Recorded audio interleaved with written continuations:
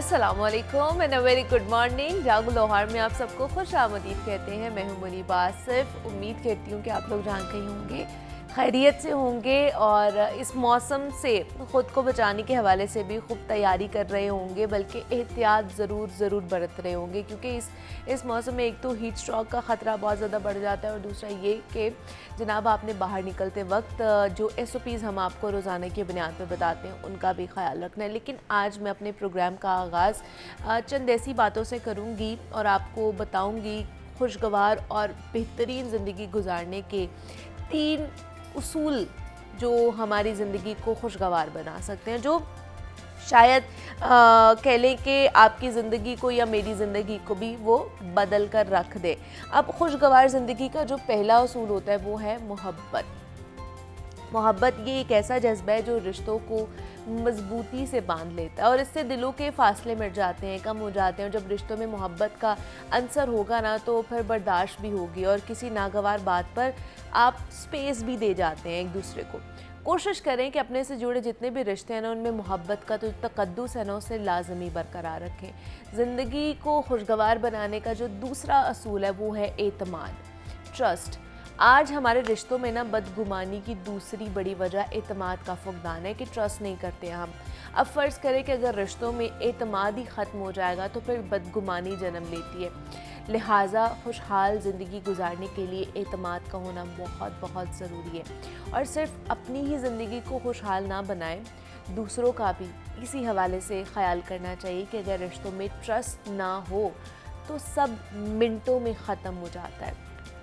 तीसरा और इम्पॉर्टेंट उसूल, किसी के लिए वक्त का निकालना या वक्त देना, या फिर यूँ कह लें कि भरोसा भरपूर किसी के ऊपर तवज्जो देना। फ़र्ज़ करें कि मैं किसी के पास जाऊं तो वहाँ मेरे हाथ में मोबाइल नहीं, उसके लिए वक्त होगा। जब मेरी तवज्जो होगी तो उसे भी मेरा आना अच्छा लगेगा। यानी आसान बात यह है कि कोई मेरे पास आ जाए या मैं उस वक्त उसे वक्त ही ना दे सकूं और अपने मोबाइल फ़ोन में मसरूफ़ रहूं या अपनी मसरूफियात निपटाती रहूं, तो हो मतलब ये कितनी बुरी बात हो सकती है। हाँ, करती रहूं या अपनी चीज़ों को करती रहूं तो बड़ी नामुनासिब सी बात भी लगती है। तो ये आपके रिश्तों को ख़राब भी करती है जब आप एक दूसरे को टाइम नहीं देते। ये टाइम देना बड़ा इम्पॉर्टेंट है और तवज्जो देना। हम टाइम दे देते हैं, हम क्वालिटी वाला टाइम नहीं देते हैं। तो एक दूसरे का ख्याल रखना चाहिए, एक दूसरे से मोहब्बत से पेश आना चाहिए। बल्कि रिश्तों में ये जो छोटी छोटी चीज़ें, छोटी ये मोहब्बत है, इसको बरकरार रखें। एतमाद कभी ख़राब होने ना दें और किसी के आने पर अपने ये जो मोबाइल फ़ोन्स हैं ना इनको बिल्कुल ख़ुद से दूर रख लें। तो बस फिर वही जो हम कुछ अपनी ज़िंदगी में मिसिंग कर रहे होते हैं ना वो वापस हमें ज़रूर मिल जाएगा, जिसके बारे में हम कंप्लेंट्स कर रहे होते हैं कि जनाब हमारे पास ये चीज़ें नहीं, हमारे पास वो चीज़ें नहीं हैं। तो जब आप ख़ुद से इनिशिएट लेते हैं ना किसी भी चीज़ का, आप ख़ुद से इन 3 उसूलों पर काम करने की कोशिश करें तो ऑटोमेटिकली जो नेक्स्ट पर्सन है, जो आपसे जुड़े हुए रिश्ते हैं, उनको भी एहसास होना शुरू हो जाता है, वो भी आपकी तरफ इसी तरह की चीज़ें करना शुरू कर देते हैं। सबसे पहले कदम आपने ही लेना होता है। तो उम्मीद करते हैं कि आज का पैगाम आपको पसंद आया होगा और अभी आगे बढ़ते हैं। कुछ ख़वातीन के हवाले से आज हमने ये सेगमेंट रखा है और उन ख़वातीन के लिए जो कि घर में कामकाज में बहुत ज़्यादा मसरूफ़ रहती हैं और इस गर्मी में ऑब्वियसली घर के काम भी करने और फिर बाहर भी जो कि वर्किंग लेडीज़ हैं उनके लिए तो और भी ज़्यादा मुश्किल हो जाता है इस गर्मी में अपना ख्याल रखना।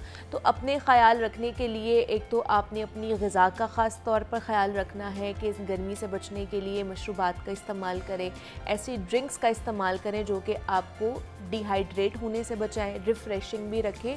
और दूसरा, ऐसी कौन सी ग़िज़ाओं का इस्तेमाल आप कर सकते हैं जो कि आपके स्टमक के ऊपर भी भारी ना पड़े और गर्मी से भी बचाए, आपके बॉडी टेम्परेचर को भी मेंटेन करे, उस पर भी बात करनी है। और साथ ही साथ अपने आप को बेहतर करने के हवाले से या फिर अपने आप को फिट रखने के हवाले से बहुत ज़रूरी है कि आप एक्सरसाइज करें, हल्की फुल्की एक्सरसाइज कर ले। आपको नहीं जाना पड़ेगा जिम। आज हम आपको वही एक्सरसाइज बताएंगे कि अगर आप जिम नहीं जा सकती हैं, आप घर पे रहना पसंद करती हैं और इजाज़त भी नहीं किसी कई ख़वातीन को मिलती है, तो उनके लिए आज का ये सेगमेंट ख़ास तौर पर है कि आप घर पर रह के किस तरह अपने आप को फ़िट रख सकती हैं, आपकी बॉडी किस तरह फ़िट रहेगी, आपको बेली फ़ैट है अगर वो आपने किस तरह कम करना है, वो आज हमने आपको बताना है और लाइव डेमो करके भी आपको बताएंगे। और अगर कोई भी आपका सवाल है, आप पूछना चाहते हैं हमारे एक्सपर्ट से, आप नीचे नंबर भी लिखा हुआ आ रहा होगा, आप उस पर हमसे रब्ता भी कर सकते हैं। तो आज हमारे साथ अना ताहिर मौजूद है जो कि फ़िटनेस ट्रेनर हैं।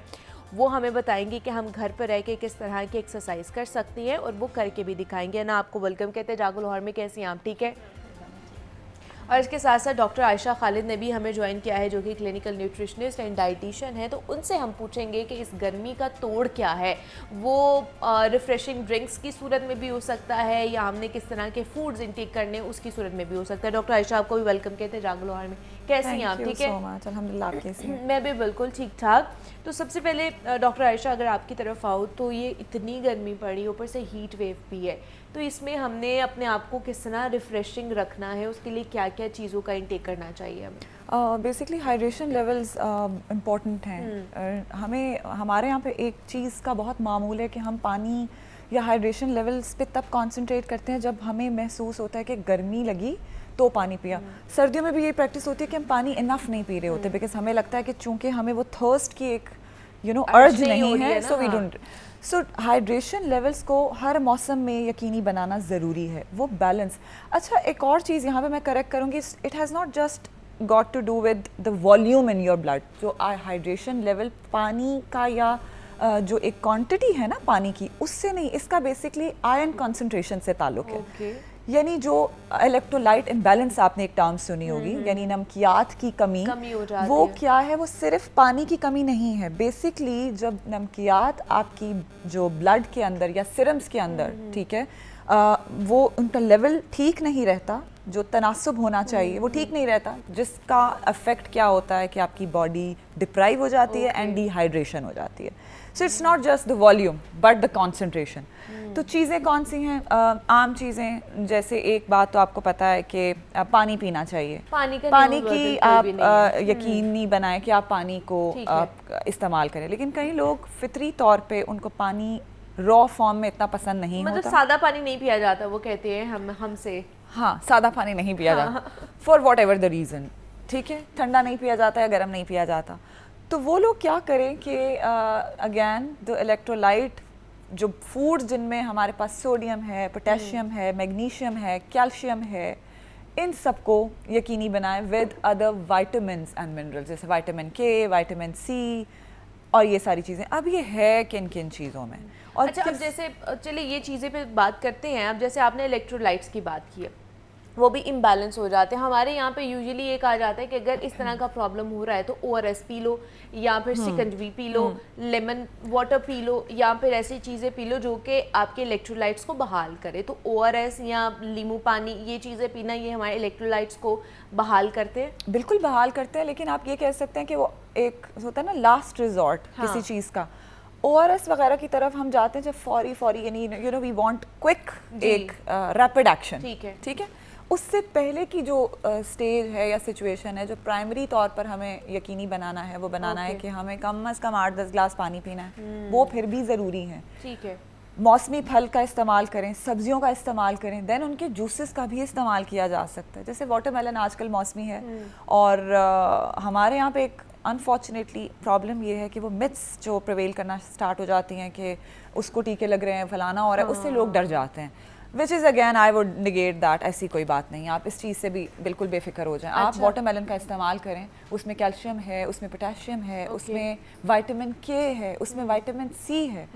It has so much so कि cooling effect on your body. ठीक है, सो इट्स वेरी गुड। लेकिन वाटरमेलन के साथ भी कुछ मिथ्स रिलेट की जाती है ना, जैसे कि अगर आप जबकि ये बहुत वाटरमेलन खा रहे हैं, तरबूज खा रहे हैं, तो आपने उसके ऊपर पानी नहीं पीना। ये कितनी मिथ है या इसमें हकीकत कितनी है, उस पर बात करेंगे। अभी अना की तरफ चलते हैं। अना, कैसी हैं आप? ठीक है। अना कैसे, क्या आजकल जिस तरह की सिचुएशन चल रही है, दूसरा ख़वातीन जो है बड़े परेशान भी है, एक तो गर्मी है, दूसरा अपने वज़न से भी परेशान हो जाती हैं, और दूसरा कहती हैं हम जा भी नहीं सकते हैं, घर से बाहर भी नहीं निकल सकते हैं, जिम भी नहीं जा सकते, तो हमें ऐसी एक्सरसाइज बताएं जो कि हम घर में इजीली कर सकें। तो आज आप हमें किस तरह की एक्सरसाइज करना सिखा रही हैं? आज जो मैं एक्सरसाइजेस लेके आई हूँ वो बॉडी के मैंने 3 पार्ट्स पे ही काम बताऊंगी। जैसे आर्म्स हैं, हमारे लेडीज़ के बहुत सारे प्रॉब्लम आता है बाइसेप पे, बाइसेप हाईवी होती हैं या टमी होता है या थाई होते हैं। ये 3 जो है हमारी पाकिस्तानी लेडीज़ का, ये 3 पार्ट्स पे जो है ना बहुत ज़्यादा इश्यूज आ रहे होते हैं कि जी हमें ये कम करने हैं। तो आज हम थोड़ी सी एक्सरसाइज इस पर बता देंगे। और दूसरा ये कि बहुत सारे लोग अब इस चीज़ को भी देख रहे हैं कि हमने जिम, एक तो मौसम की वजह से नहीं आ रहे, दूसरा ये कह रहे हैं कि भी हमें तो वैसे ही इतनी स्वेटिंग हो रही है तो हमें जिम जाने की क्या ज़रूरत है। तो स्वेटिंग के साथ फैट का बर्न होने का कोई लिंक नहीं है। फैट तभी बर्न होगा जब आप अपनी बॉडी पे एफर्ट करेंगे। तो अब मैं थोड़ी सी एक्सरसाइजेज जी बता देती हूँ। चलें जी, फिर हम एक्सरसाइज की तरफ चलते हैं कि अना हमें आज एक्सरसाइज खास तौर पर करना सिखा रही हैं। एक तो अगर आपको लोअर बेली का फैट है तो उसका है, बाइसेप्स का है, या फिर थाइस का मसला है, तो उसके हवाले से आज आप हमें बता रही हैं। मैंने बहुत सारी एक्सरसाइजेस को जो है ना मर्ज करके एक चूजी से एक्सरसाइजेस निकाली हैं जो इजी से जो है आप कर सकते हैं। और ये घर में आराम से कर सकते हैं। और अगर आप जिम नहीं जा सकते, बेस्ट है कि आप जिम जाएं। जिम नहीं जा सकते क्योंकि वहाँ पे मशीनरीज होती है, आप कार्डियो के साथ जो है मशीनरीज को भी यूज़ करें तो ज़्यादा अच्छा रिजल्ट आता है। इनकेस अगर आप नहीं जा सकते मौसम की वजह से या कोई भी प्रॉब्लम है, तो उसमें अगर आप यही एक्सरसाइजेज जो मैं अभी आपको डेमो देने वाली हूँ यही कर लेंगे तो आपको 100% रिजल्ट मिलेगा। ठीक है, ठीक है। लेकिन इस पे आपने ये देखना है, ये नहीं कहना कि अभी 1 वीक के बाद आप स्केल पे चले जाओ, ये हमारा वेट नहीं जा रहा या हमारे आर्म्स नहीं मेजर करने शुरू हो जाए। नहीं, ऐसे नहीं है। कम से कम 1 मंथ के बाद आपको जो है इसका रिजल्ट मिलना शुरू हो जाएगा। ठीक है। और सबसे पहले आपने जब स्टार्ट करना है तो अपने वार्म अप से स्टार्ट करना है। हमेशा जो है अगर आप जिम जाएं या आप घर में एक्सरसाइज करें, आपने फर्स्ट ऑफ ऑल जो है अपने वार्म अप से स्टार्ट करना है। ठीक है। तो टैपिंग से आपने स्टार्ट करना है स्लो स्लो। चलिए जी, साथ साथ हमें अना बता भी रही हैं, एक कॉलर हैं जिन्होंने हमें ज्वाइन किया है, डेरा इस्माइल खान से उनका ताल्लुक है। अल्लाह नवाज साहब हैं। अस्सलाम वालेकुम। अस्सलाम वालेकुम सर। मेरे ख्याल से कॉल ड्रॉप हो गई है, आप दोबारा से हमें कॉल कर सकते हैं ना। बताइए, वार्म अप कर रहे हैं हम। हाँ, हम वार्म अप करेंगे बॉडी को टैप करते हुए अपर साइड। ठीक है। 1 2 आप 10 की 10 रैप्स और 3 सेट 3 सेट्स कर सकते हैं 10 रैप्स की। ठीक है। हम जब बॉडी को वार्म अप करते हैं हमारी बॉडी को मैसेज मिलता है कि अब हम पे काम होने लगा है। ओके। अच्छा, वार्म अप बड़ा ज़रूरी है फर्स्ट ऑफ ऑल। और ये वार्म अप के बगैर जब कोई भी एक्सरसाइज डायरेक्ट शुरू कर लेता है तो वो इंजरीज होने के चांसेस होते हैं। क्रैम्प्स ज़्यादा आपको स्वेयर किस्म के क्रैम्प्स पड़ जाते हैं। ठीक है। ठीक है। बैक स्ट्रेच करेंगे और डाउन टो टच। ओके। अगर आपके टो पे नहीं टच हो रहे, यहाँ तक है, सो के आप 10 रैप्स तक जब जाओगे तो आपका कंप्लीट हो जाएगा। ठीक है। साइड्स क्रॉस करके down stretch. Okay. Other side. ये आपने 10 टाइम्स करना है इसको। अच्छा, ये देखने वालों को ये भी बता दें कि ये वार्म अप हो रहा है, अभी एक्सरसाइज नहीं हो रही है। उनको लगे कि शायद यही एक्सरसाइज है और ये करके हमने बस कर देना है। नहीं, ये जस्ट वार्म अप है। Okay. Clockwise and anti clockwise. ठीक है। ठीक है। अच्छा, अब हम स्टार्ट करते हैं आर्म्स के। ठीक है। आर्म्स की एक्सरसाइज सबसे पहले हम आप ले लें। आप घर में बॉटल्स तो होती हैं। हाँ, ये वाली बॉटल्स तो हमारे घर में होती हैं। ठीक है। जरूरी नहीं है कि डंबल हो, ये 2.5 सकते हैं, 250 ml हो गए, आई थिंक तो इनफ है। ठीक है। मतलब अगर आपके पास डंबल्स नहीं है ना तो आपके पास ये बॉटल्स है तो आप इसके साथ ही अपनी एक्सरसाइज कर सकते हैं। बहुत अच्छा डंबल्स का काम करेंगे। ठीक है। हम आपसे फर्स्ट स्ट्रेट अपने रिस्ट को अपने शोल्डर हाइट पे रखना है। ओके। ठीक है। और जैसे हमारे जिम में बटरफ्लाई होती है, इसको आप बैक पे जाके स्ट्रेच करोगे, स्ट्रेच करोगे विंग्स को। 3 सेट 10 रैप्स। ठीक है। Down to up, down up. और इसमें आपने चिन को अप रखना है। ठीक है। ओके। अब हैमर करेंगे इसको इस तरह से पकड़ लेंगे ग्रिप के साथ, नाउ बैक। ओके एक ये आपकी चेस्ट पे भी वर्क करेगी, जिन लेडीज़ के इश्यूज होता है कि जी चेस्ट बहुत सैगी है और लूज है, इसके लिए भी। और ये आपके आर्म्स पे भी जो है ना आर्म से इफेक्ट बाइसेप करेगी। पे भी आपके ठीक है। वर्क होगा। ओके। ठीक है, ये अब 3 स्टेप हो गए इसके। अब हम वर्क करते हैं इस पे फ्रेम। यहाँ पे बहुत सी लेडीज़ को फैट होता है यहाँ ओके, पे, ठीक इसके है। लिए आप इसको डाउन टच, सेम ये 3 आपने सेट और 3 सेट 10 करने हैं reps, 10 reps के साथ। ठीक मतलब 30 ईच आर्म हो जाएंगे आपके। ठीक है, ठीक है। ओके। चले जी, इस तरह के बैंड्स मिलते हैं। ठीक है। ये बैंड्स के वाले से भी जानेंगे, मजीद बात भी करेंगे अना से भी और डॉक्टर आयशा से भी, लेकिन यहाँ पे एक छोटी सी मैंने ब्रेक लेनी है, आपने कहीं नहीं जाना। मिलते हैं इस ब्रेक के बाद।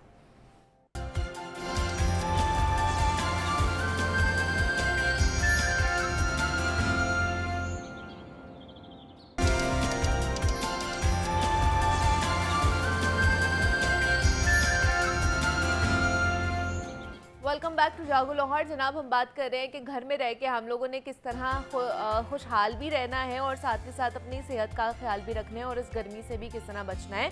तो अभी डॉक्टर आयशा की तरफ मैं जाऊंगी। डॉक्टर आयशा, जिस तरह हम वाटरमेलन की बात कर रहे थे, अब वाटरमेलन के साथ मिथ्स ये जुड़ी जाती है कि वाटरमेलन खा के आपने पानी नहीं पीना है वरना आपका पेट खराब हो जाएगा, आपको हैज़ा हो जाएगा। तो ये वाकई ऐसा है? बिल्कुल भी नहीं है ऐसा। नहीं है ऐसा? नहीं, नॉट एट ऑल। जैसे वो मछली आज तक मुझे नहीं मिली जिसके बाद दूध पीने दूध से पी आपको के वो बिल्कुल हो जाती है। बिल्कुल ऐसा ही है। सो नहीं है ऐसा? नहीं, बिल्कुल भी Okay. ऐसा नहीं है। आप इसको इग्नोर करें। और दूसरा एक बहुत इंपॉर्टेंट पब्लिक सर्विस मैसेज है, जैसे अभी आपने पब्लिक सर्विस मैसेज दिया, मैं देना चाहूँगी कि प्लीज़ आप गूगल पे हर चीज़ जाकर यूट्यूब की फॉर्म में या इधर उधर की ठीक फॉर्म है। में ट्यूटोरियल्स में मत देखा Okay. करें, क्योंकि 4 दिन बाद आपको अपना जनाजा उठता हुआ नजर आएगा, क्योंकि आप सारे सिम्टम्स को रिलेट करना शुरू कर दें। बिकॉज यूजलेस सारी चीज़ें वहाँ पे, मिस इन्फॉर्मेशन इतनी ज़्यादा है and you do not know who to trust. ठीक। ऐसी कोई चीज़ नहीं है। Okay. आप आराम से वाटरमेलन का जूस बनाएं। वाटरमेलन के जूस से बेहतर है वाटरमेलन 150 ग्राम, क्योंकि क्वांटिटी का यहाँ पे ख्याल रखना ज़रूरी अच्छा। है, बिकॉज उससे फिर वेट मैनेजमेंट भी तो इम्पॉर्टेंट है ना। क्योंकि गर्मियों में अक्सर, सर्दियों में और गर्मियों में दोनों ही सूरतों में जब आप थोड़ा सा ओवर ईटिंग करते हैं तो वेट कई लोगों का जल्दी बढ़ता है। सो फ्रूट्स की एक्सेस जो इंटेक है that may increase your weight as well. Fruit को रॉ खाएं, लेकिन जो लोग फ्रूट रॉ नहीं खा सकते वो जूस की फॉर्म में बना के अच्छा। उसी जो ग्रामेज है, यानी 150 ग्राम, 150 से 60 ग्राम, 70 ग्राम आप वाटरमेलन डाइस्ड या कोई भी मेलन का, उसमें रिमेनिंग वाटर डालें, आधा glass, 1 glass, depending on the volume of the fluid you'd want to ठीक है, take। ठीक आप है। उसका पी सकते हैं। ठीक है, ये बेहतरीन समर ड्रिंक है। इसके अंदर एक और चीज़ मुनीबा जो की जा सकती है, इट्स अ रेसिपी रादर, कि आप इसमें मिंट डाल सकते हैं, क्योंकि मिंट का, पुदीने का बड़ा कूलिंग सा इफेक्ट है। एग्जैक्टली। ठीक है, वो लाइक जैसे वो मेंथॉल होता है, तो आप उसको डाल के उसमें लेमन डाल सकते हैं। Lemon has vitamin C again, ठीक सो है। It's good for your immunity. ठीक है, सो इसका एक कॉम्बिनेशन है। देन एक और जो ड्रिंक इस्तेमाल किया जा सकता है आजकल, पुदीना, जी। उसमें थोड़ा सा धनिया डालना चाहें, Okay. पालक डालना चाहें तो डाली जा सकती है, अच्छा। बिकॉज पुदीना इन सब में आयरन भी जी। है, विच इज़ ऑल्सो गुड। जैसे डिजीनेस और वो एक लेथार्जी सी हो रही होती है ना, कि सांस चढ़ा है, एक रेस्टलेसनेस और ब्रेथलेसनेस जो होती है, ख़ास तौर पे ख़वातीन को सीढ़ियाँ चढ़ने उतरने से, उसके लिए ये बहुत अच्छा है कि आप आयरन ठीक की है, इंटेक को पुदीना, यकीन। उसमें धनिया और क्यूकम्बर, हाँ, इसमें क्यूकम्बर भी डाला जा ठीक सकता है है। और टमाटर भी डाला जा सकता है। टमाटर भी डालना हाँ। है। इसका क्या हम क्योंकि ये blend सारे करके? ब्लेंड करें। ठीक है। ठीक है, और इसमें रिमेनिंग आप डालें वाटर। ओके। पानी कितना डालना है, ठीक कितना है। आप ग्लास, जैसे ये उन लोगों के लिए ख़ास तौर पे जो पानी सादा नहीं पी सकते, ओके। क्योंकि उनको हर वक्त चाहिए कि, अब वो क्या करते हैं कि इस चक्कर में फ्लेवरफुल होने फ्लेवर के साथ साथ वो क्या करते हैं कि चीनी डाल लेते हैं। ठीक है। चीनी आपने नहीं डालनी। ओके। ठीक है, जिनको मीठा पसंद है वो स्टीविया डाल लें, स्प्लेंडा डाल लें, बट चीनी नहीं डालें। चीनी ना डालें। जी। और वो इस तरह के जो ड्रिंक्स अदरक भी, वो घर में बना अदरक के, भी। वो एंटी इन्फ्लेमेटरी होता है। एग्जैक्टली ना, वो भी Exactly. आपकी बॉडी के लिए बड़ा अच्छा है। तो अना, आप हमें बैंड्स के बारे में बता रही थी कि हम बैंड्स के थ्रू किस तरह एक्सरसाइज कर सकते हैं। अच्छा, इस तरह के बैंड्स मार्केट से इजीली अवेल मिल जाते हैं। ये अगर इनको क्या नहीं कहते हैं, है, एक्सरसाइज वाले ये बैंड्स? एक्सरसाइजेस हैं। हाँ, ये Okay. योगा बैंड्स होते हैं। ओके, योगा बैंड्स हाँ, होते हैं। आप ठीक है। इजीली मिल जाते हैं। अगर ना मिले तो आपको अभी स्टॉलर्स वगैरह भी यूज हाँ, कर सकते हैं। ठीक है, ठीक है, ओके। आप इसको स्ट्रेच करोगे बैक साइड पे, फ्रंट डाउन, ये आपके शोल्डर्स और आपके आर्म्स को दोनों को कवर करेगा। ठीक है। ठीक है, सेम 10 रैप्स और 3 ओके, सेट। हम चाहेंगे ठीक है। क्विकली कि आप ना लोअर बैली की तरफ भी आएं। ओके, अब थोड़ी सी हम फ्लोर एक्सरसाइजेस की तरफ आ जाते हैं। ठीक है। इसमें मैं आपको सिर्फ 3 स्टेप बताऊंगी, 3 स्टेप, उसी को आप फॉलो करेंगे, जिसमें आपके लोअर बेली और आपके थाइज जो है थाइज ना आ वो जाएंगे। भी आपके सारे ठीक उसमें है, हो जाएंगे। आपने 3 सेट करने इस तरह से कि ठीक है। आप ankle touch, okay leg straight, है। वापस आएंगे, cross, now straight leg. Okay ये काउंट में 1 होगा, 3 ठीक स्टेप है। करके 1, फिर आप ankle touch, side cross, straight leg, ये आपका सेट हो जाएंगे। और आप उसके बाद ब्रीथ करते हुए थाई रेस करेंगे, थाई के ऊपर हाथ रख के रेस करेंगे अपर साइड ओके। पे, ठीक है। और इसी तरह से आप फिर टो टच कर लेंगे। ठीक है, ये वाली जो अना करके दिखा रही है ये आपकी थाइस के लिए भी है और Thighs के लिए एज भी वेल है। एज फॉर योर हाँ। लोअर बैली। हाँ, और ठीक है। थाई के लिए आप क्लॉकवाइज फ्रॉक किक कर सकते हैं, ओके ठीक है। अगर आप इस तरह नहीं कर सकते, आप वॉल पे हाथ रख लें और इजीली कर सकते अगर हैं। आपका बैलेंस नहीं होता है बैलेंस तो सेट ठीक नहीं है। है तो ठीक है। साइड किक, बैक किक, ये हर चीज़ आप वॉल पे हाथ रख लें और इस तरह से 10 के 30 रैप्स, ठीक है, ये आप कर सकते हैं। और हाथ रखें यहाँ से आपके ये साइड्स और आपके थाई और इनर थाई, ये सारा जो है इसमें कवर होगा, ओह वाओ।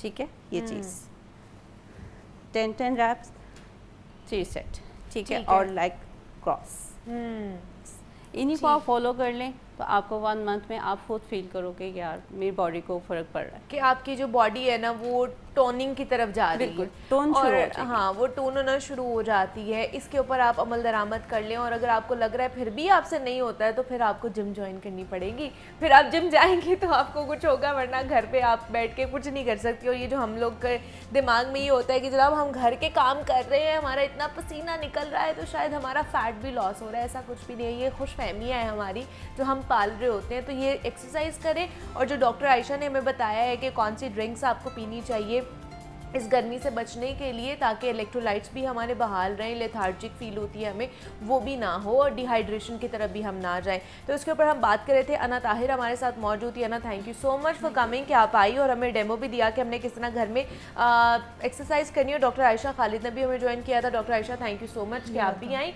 और यहाँ पर ब्रेक लेते हैं, मिलते हैं इस ब्रेक के बाद।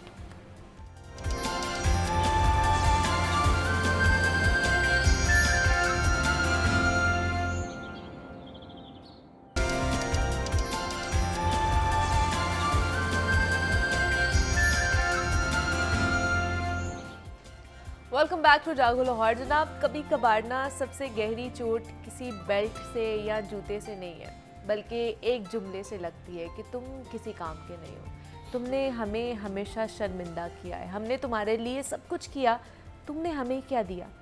क्या आपको कभी कुछ बातें अंदर चुपती हुई महसूस होती हैं? हम सबको होती है। क्या आप भी उन बच्चों में से हैं जो हमेशा वालिदैन को खुश करने की कोशिश करते रहते हैं मगर ये चमत्कार कभी नहीं हुआ? कुछ वालिदैन ऐसे होते हैं जो अपने बच्चों से मोहब्बत तो करते हैं लेकिन शराइत के साथ कि अगर बच्चा कामयाब हो तो वालिदैन की शान है और अगर नाकाम हो जाए तो उनको शर्मिंदगी का सामना करना पड़ता है। ऐसे वालिदैन के बच्चे बड़े होकर ना अक्सर ख़ुद को साबित करने की दौड़ में लगे रहते हैं। उन्हें ये समझने में कई साल लग जाते हैं कि जनाब मैं भी अहम हूँ, मेरी राय, मेरी खुशी, मेरा एहसास, ये सब कुछ मायने रखता है। आज हम पेरेंटिंग पर बात करेंगे और ऐसे पेरेंट्स के बारे में बात करने की कोशिश करेंगे कि क्या उनके जो टर्म्स एंड कंडीशन या फिर आप कह लें कि जो लिमिटेशंस होती हैं बच्चे को कामयाब बनाने के लिए हैं, और कुछ लोग वालिदैन के ऐसे रवैये को नार्सिसिस्ट बना देते हैं। तो आज हमने इस पर बात करनी है कि ये जो नरगिसियत पसंद शख्सियात होती हैं ये कैसी होती हैं, नार्सिसिस्ट पर्सनालिटी कैसी होती है। आपके इर्द गिर्द भी बहुत सी ऐसी पर्सनालिटीज़, बहुत सी ऐसी शख्सियात होंगी जिनसे आपका पाला पड़ा होगा, बहुत से ऐसे लोगों से मेरा पाला पड़ा होगा जो हमारे एक्सपर्ट हैं, जिन्होंने हमें ज्वाइन किया है। उनके साथ तो मेरे ख्याल से रोज़ाना की बुनियाद पर ऐसे जो लोग हैं उनको मिलते होंगे और वो उनको जानते होंगे, तो उनसे भी हमने जानना है कि ऐसी शख्सियत से उनका पाला पड़ा तो उन्होंने क्या किया। तो हम भी वो कर सकते हैं। तो हमारे साथ इस वक्त काशिफ फराज साहब मौजूद है, जो कि साइकोलॉजिस्ट है, माहिर नफ्सियात हैं। तो उनसे जानते हैं कि ये नरगिसियत पसंद शख्सियत होती क्या है और इससे किस तरह निपटा जा सकता है। तो काशिफ साहब, आपको खुश आमदीद कहते हैं जागो लाहौर में, कैसे हैं? जी थैंक यू वेरी मच, मैं बिल्कुल ठीक ठाक हूँ। काशिफ साहब, आज हमने नरगिसियत पसंद शख्सियत पर बात करनी, नार्सिसिस्ट, जिसको आजकल बहुत ज़्यादा ये टर्म बोली जा रही है और मतलब सोशल मीडिया पे भी बहुत ज़्यादा ये फेमस हुई हुई है पर्सनालिटी कि भाई आप नार्सिसिस्ट पर्सनालिटी के मालिक हैं। ये है क्या नार्सिसिज्म? अच्छा, आपने नाम लिया उर्दू में नरगिसियत। हाँ जी। नरगिस का फूल आपके जहन में नहीं आया होगा उस वक्त, ये नरगिस के फूल से है। अच्छा। नार्सिसिस्ट बेसिकली नरगिस के फूल को कहते हैं। कहानी बड़ी दिलचस्प है। हुआ ये कि ग्रीक मैथोलॉजी में, जिसको असातीर हम कहते हैं, देवमालाई कहानियाँ कहते हैं, किस्से कहते हैं, उनमें कहा जाता है खूबसूरत शहजादा था, उसका नाम था नार्सिसिस। नार्सिसिस से जो थी वो जंगल की मलका प्यार करती थी, उसका नाम था इको। इको उसके पीछे पीछे होती थी, वो लिफ्ट नहीं करवाता था। कई साल लगे, अल्टीमेटली इको ने उसको एक बद्दुआ दी कह लें, बैड उसके बारे में विश की। उसने कहा कि अल्लाह करे तुम्हें खुद से ही प्यार हो जाए और कोई तुमसे प्यार ना करे। तो ये दुआ इतनी कबूल हुई, ज़्यूस जो उनका देवता था उसको इतनी पसंद आई कि उसने ये दुआ कबूल कर ली। अच्छा। और एक दिन जब ये पानी पी रहा था नदी में, तो नदी में इसने अपना अक्स देखा।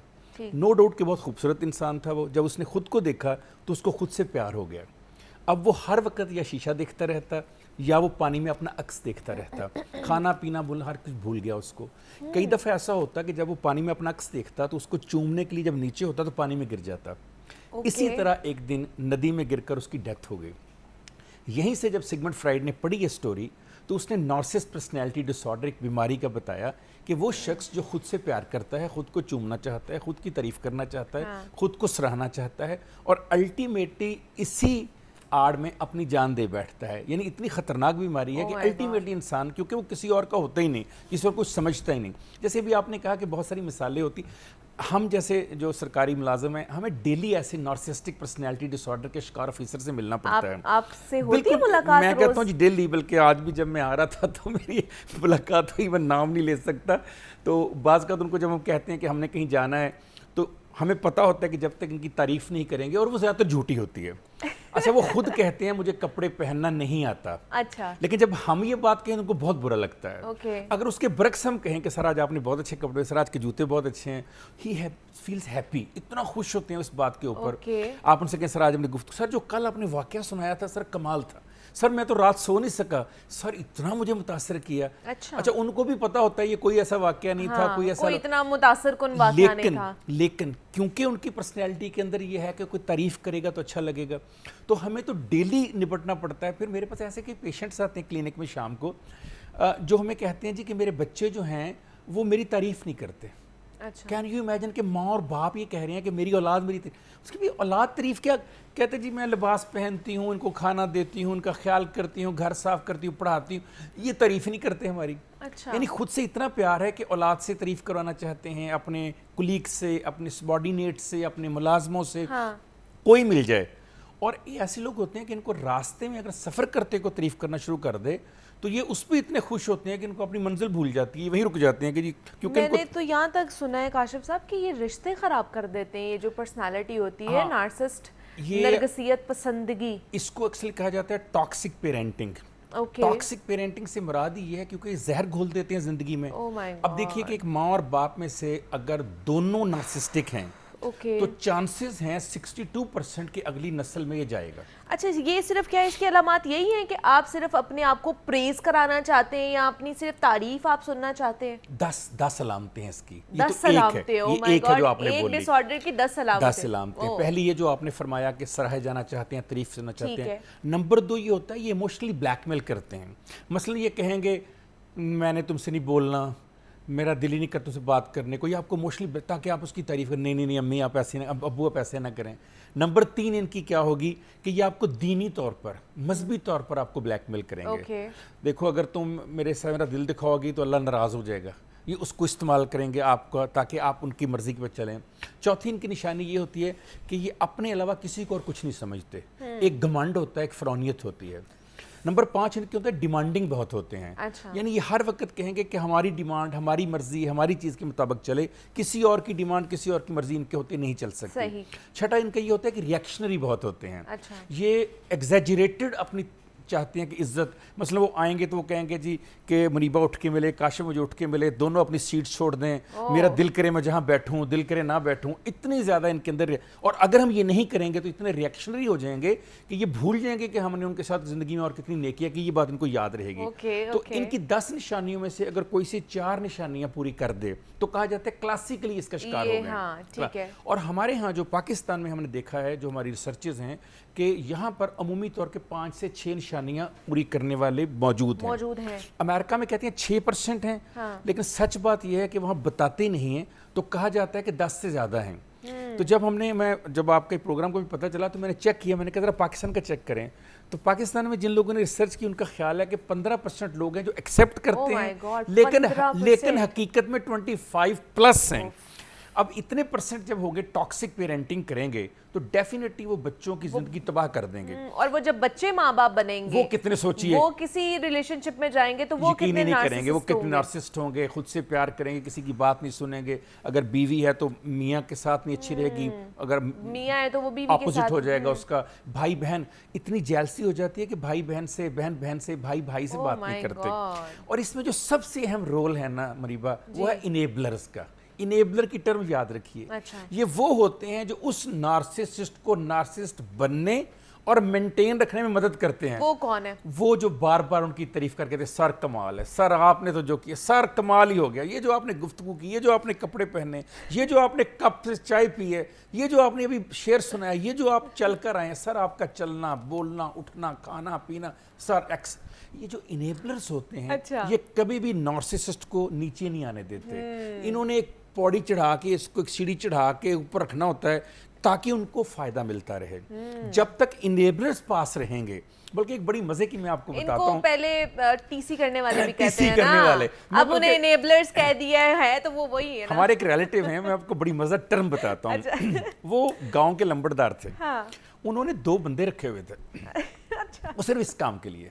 अब वो कहते क्या थे, मिसाल के तौर पे उन्होंने कोई बात की, आपको कोई बात की है। अच्छा। अब वो दोनों बंदे खड़े उसे कहते थे, हाँ भाई मुनीर केकने, उनकी जुबान में केकने का मतलब भी कैसी बात की मैंने। अच्छा। हाँ भाई मुनीर केकने, मुनीर कहता था भाई एकने जकने तय कहें, यानी भाई जैसे आपने कहा है वो बिल्कुल ठीक कहा है। अच्छा, वो 2 बंदे जो थे वो सारा दिन ये कहते भाई एकने जकने तय कहें। उसने फिर कहना कैसी बात की मैंने, भाई एकने जकने तय कहें कि आपने कमाल कर। अच्छा, वो दोनों थकते नहीं थे जुमला बोलते। और भाई जो थे, यानी कि वो जो भाई कहते हैं हमारे हाँ। इज्जत से बड़े को, वो जो भाई थे वो उनको इस बात पे रोजाना शाम को 1000 रुपया देता था कि इन दोनों ने आज बेहतरीन रोल निभाया।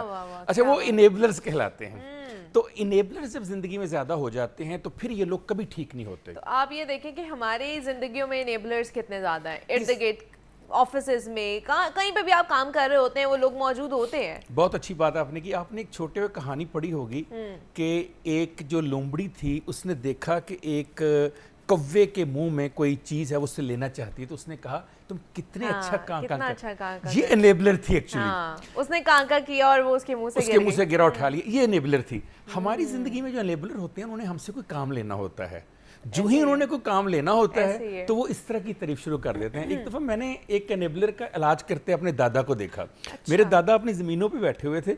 हमारे गांव में एक खातून है जिसके बारे में मशहूर है कि उसने ज़िंदगी में कभी खरीद के कुछ नहीं पकाया। अच्छा। उसने एनेबलिंग करके कमाया। अच्छा। तो वो आई और आके दादा से कहती है, हाजी साहब कैसी तबीयत है, मैं तो इतनी आपके लिए परेशान रहती हूँ, इतनी दुआएं करती हूँ, हाजी साहब आज सुबह से मुझे आपकी याद आ रही थी। दादा ने 2-3 जुमले सुने और कहने लगे, मुझे पता है तुम सब्जी लेने आई हो, आराम से सब्जी लो और दफा हो जाओ इधर से। तब मुझे अंदाजा हुआ कि इनेबलर का हाल ये है कि अगर आप उसका कोई काम कर सकते हैं तो कर दें, उसको गैर जरूरी तौर पे एग्जैजरेट करके अपनी तारीफ ना करने दें। अदरवाइज क्या होगा कि ऑलरेडी आपके अंदर नार्सिसिज्म है।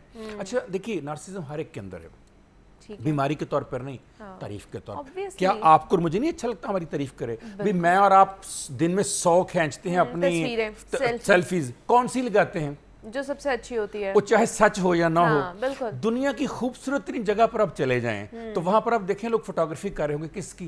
अपनी खूबसूरत चीज की नहीं, तो इसका मतलब हर एक को अपनी तारीफ अपना पसंद होता, लेकिन उस हद तक जहाँ किसी को नुकसान ना हो। ठीक है।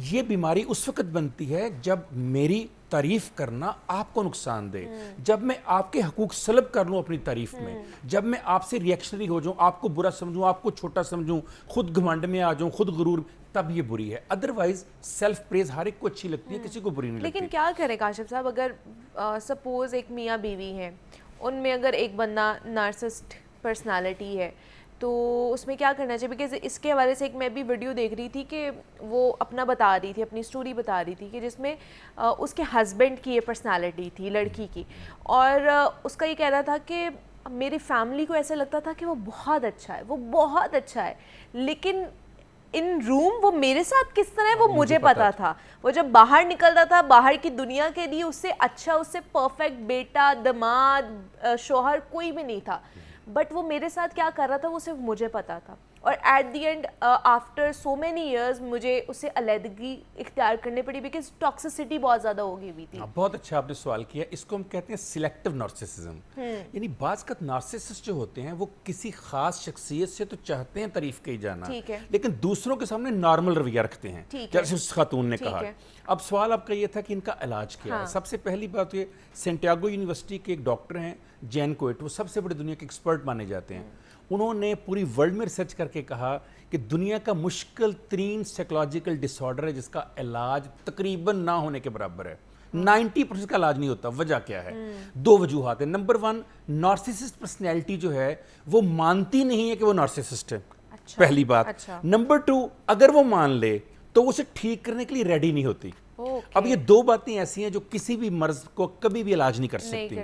10% लोग हैं जिनका इलाज होता है। वो कैसे होता है? उसके लिए सबसे पहले सेल्फ टॉक, वो गुफ्तगू के लिए तैयार हो, बात सुनने को तैयार हो, उसे बताया जाए क्या तारीफ है, कहाँ एग्जैजरेशन है। नंबर 2, साइकोथेरेपी, ठीक है, सीबीटी होनी चाहिए, डायनेमिक साइकोथेरेपी होनी चाहिए उसकी, और वो तुम्हारे नफ्सियात ही कर सकता है। चलिए ये मजीद ट्रीटमेंट के बारे में बात करते हैं। काशिफ साहब, हमें एक कॉलर ने ज्वाइन किया है, हमजा उनका नाम है, समनाबाद लाहौर से उन्होंने हमें ज्वाइन किया है। अस्सलाम वालेकुम हमजा। वालेकुम अस्सलाम मैडम, डॉक्टर काशिफ साहब से बात करना चाह रहा हूँ। जी मेरा नाम है सर। सर आप बड़ा अच्छा जो है ना वो प्रोग्राम कर रहे हैं, बड़ी अच्छी गुफ्तगू कर रहे हैं। सर मैं ये जानना चाह रहा हूँ कि जैसे कि आपने कहा है कि अगर कोई जो शोहर है अगर वो खुद पसंदी का शिकार होगा या नर्गिसियत का शिकार होगा तो वो सर बीवी के लिए मसला बन जाएगा। इसी तरह अगर बीवी नर्गिसियत का शिकार होगी तो वो मसला बन जाएगी दूसरे शरीक आदमी के लिए। तो सर अगर दोनों ही नर्गिसियत का शिकार हों तो क्या इन दोनों का आपस में अगर शादी कर लें तो क्या ये कामयाब जोड़ा बन सकता है? इस हवाले से रहन भाई बता दीजिएगा। ठीक है जी, बहुत अच्छा हमजाद साहब, थैंक यू वेरी मच। बहुत अच्छा आपने क्वेश्चन किया। मैंने अभी पहले बताया कि अगर दोनों इसका शिकार हों तो बहुत जल्द दोनों की इलादगी इसलिए हो जाएगी कि दोनों बहुत डिमांडिंग हो गए हैं, दोनों बहुत रिएक्शनरी हो गए हैं, दोनों बहुत टॉक्सिक हो गए हैं, वो कभी एक जगह रह नहीं सकेंगे।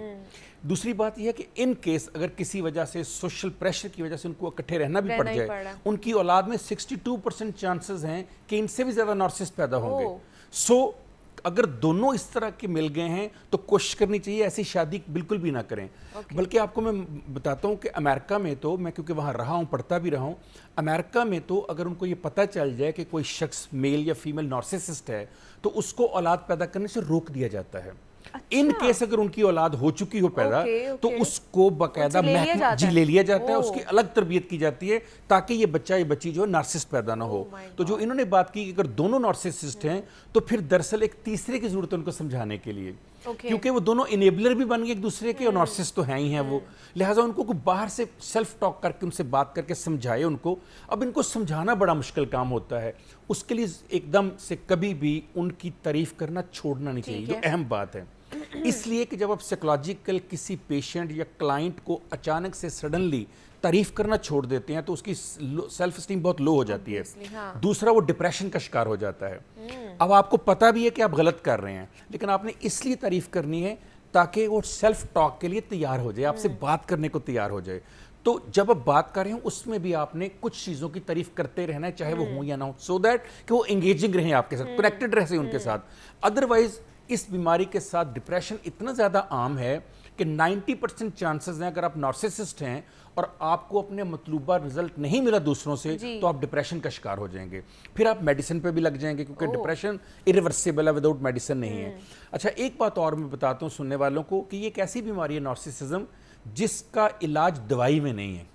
दुनिया की कोई दवाई इसका ट्रीटमेंट नहीं करती। फिर किस में है? बिल्कुल, जैसे मैंने कहा सेल्फ टॉक, अच्छा, साइकोथेरेपी, में तरबियत, घर का माहौल, लाइफस्टाइल तब्दील करना, अपना खाना तब्दील करना, अपना लिबास तब्दील करना, अपने दोस्त तब्दील करना, इनेबलर्स को चेंज करना, अपने माहौल को तब्दील करना, इसके अंदर इसका इलाज ये है। सारा कुछ तब होगा ना काशिफ साहब जब वो एक्सेप्ट करेंगे पहली बात, कि वो नार्सिसिस्ट पर्सनालिटी डिसऑर्डर का शिकार हो चुके हैं, जब वो खुद चाहेंगे कि मैं इस डिसऑर्डर से बाहर निकलूं, तब ये चेंज हो सकता है, अदरवाइज नहीं हो सकता है। सबसे पहले एक्सेप्टेंस आती है, एक्सेप्टेंस नहीं होगी तो कुछ भी नहीं होगा।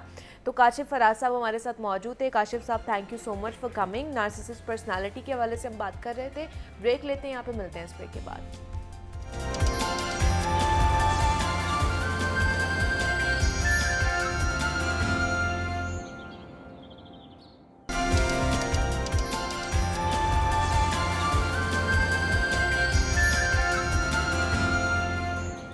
Welcome back to Jago Lahore. जनाब, अब कुछ हीट वेव के हवाले से बात करते हैं और ख़ास तौर पर जो बच्चे स्कूल जा रहे होते हैं, क्योंकि हीट वेव का ख़दशा भी है, बाहर गर्मी भी बहुत ज़्यादा है, टेम्परेचर इंक्रीज़ करता जा रहा है। तो जो बच्चे स्कूल जा रहे हैं उनको हीट वेव से कैसे बचाना है, उस हवाले से एक पैकेज तैयार किया गया है। आइए सबसे पहले वो देख लेते हैं। हम सुनते थे मई का आन पहुंचा है महीना, बाहर चोटी से एड़ी तक का पसीना, जिस्म को झुलसा देने वाली धूप, बेतहाशा पसीने का खराज और गर्म हवा के झक्कड़। शायद इसी मौसम के बारे में कहा गया था कि गर्मी ऐसी कि जब चील भी अंडा छोड़ देती है। याद रहे कि महकमे मौसमियात के मुताबिक जून में भी गर्मी की शिद्दत की ऐसी ही सूरत हाल बरकरार रहने का इम्कान है। NDMA के मुताबिक हीट वेव मई के महीने में और 1 जून में आने की पेशगोई की गई है। इन दिनों जब मुल्क के तूलो अर्ज में शदीद गर्मी पड़ रही है और मजमूई दर्जा हरारत में 4 से 6 डिग्री सेंटीग्रेड का इजाफा सामने आ रहा है, ऐसे में अगर आपका बच्चा चिड़चिड़ा हो जाए या सर दर्द की शिकायत करे तो इस बात को हरगिज हल्का ना लें, क्योंकि ये इस बात की पहली अलामत हो सकती है कि आपका बच्चा गर्मी की थकावट यानी हीट एक्सॉस्टन का शिकार हो गया है। पाकिस्तान के बेशतर हिस्सों में इस गैर मामूली गर्मी के बायस मामूलाते जिंदगी तो शायद मुतासिर हो रही है, लेकिन अगर आपके घर में छोटे बच्चे हैं तो आपको उनका ध्यान ऐसे में और भी ज्यादा रखना होगा और उन्हें गर्मी के असरात से बचाने के लिए चंद बातों पर कड़ी नजर भी रखना होगी ताकि गर्मी की थकावट उन्हें बीमार ना कर दे। आज हम नौज़ायदा बच्चों से लेकर स्कूल जाने वाली उम्र तक के बच्चों को गर्मी लग जाने की अलामात और इसकी एहतियात के साथ मुफीद ग़िज़ा के बारे में भी बात करेंगे। गर्मी की शिद्दत के तनाजुर में सबसे पहले बात कर लेते हैं बच्चे में आने वाली उन अलामात की जिन पर इन दिनों कड़ी निगाह रखने की जरूरत है। चिलचिलाती गर्मी के दौरान अगर आपको महसूस हो कि आपका बच्चा अचानक या खामख्वाह चिड़चिड़ा हो जाए, बच्चे का बदन गर्म हो जाए यानी जिस्म का दर्जा हरारत बढ़ जाए, दिल की धड़कन तेज हो जाए, बच्चे को चक्कर आए या पसीना मामूल से ज्यादा आए और बच्चा खाने से भी इनकार करे, तो ये वो अलामात है जिनको देखकर आप जान जाएं कि बच्चा गर्मी की थकावट का शिकार हो गया है, जो बुनियादी तौर पर हीट स्ट्रोक से पहले की कैफियत है।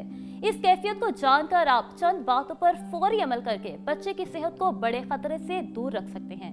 नौज़ायदा और चंद माह के बच्चे क्योंकि अपनी कैफियत और एहसासात को अल्फाज में बयान नहीं कर सकते, तो ऐसे में उनके मामूलात में तब्दीलियों पर निगाह रखें। अगर आप बच्चे की उम्र 6 माह तक है और वो गर्मी का शिकार हो गया है, तो वो बच्चा चिड़चिड़ा और बेआराम होगा, वो नींद पूरी नहीं लेगा, इसका जिस्म गर्म होगा। ऐसे में सबसे पहले उसको आरामदेह हालत में लाएं और बच्चे के जिस्म का दर्जा हरारत मामूल पर लाने की कोशिश करें। बच्चे को गर्मी लगने की सूरत में फौरी तौर पर इसको पहनाए गए कपड़े कम से कम कर दें। अगर बच्चा छोटा है और ब्रेस्ट फीड यानी कि माँ का दूध लेता हो तो उसको बार बार फीड करवाया जाए ताकि पानी की कमी ना हो और जिस्म का दर्जा हरारत मामूल पर लाने में मदद मिले। बच्चे को ढीले, हवादार और कॉटन के कपड़े पहनाएं। बच्चे को हवादार कमरे में मुंतकिल करें, पंखा चला दें, खिड़कियां खोल दें। बच्चे को नहलाएं या ठंडे पानी की पट्टियां जारी रखें। अगर बच्चे की उम्र चंद माह है और वो माँ के दूध के अलावा ग़िज़ा लेता है तो बच्चे को पानी पिलाएं और बेहतर है कि नमक और चीनी मिला पानी या फिर ORS पिलाया जाए ताकि इसमें नमकियात की कमी ना हो पाए। डॉक्टर्स के मुताबिक गर्मी के मौसम में बच्चों को दिन में कम से कम एक बार जरूर नहलाया जाए और इसका बेहतरीन वक्त 10 बजे दिन से शाम 4 के दरमियान है, ताकि दिन के गर्म मौसम के दरमियान बच्चे को ठंडा और आरामदेह हालत में रखा जा सके।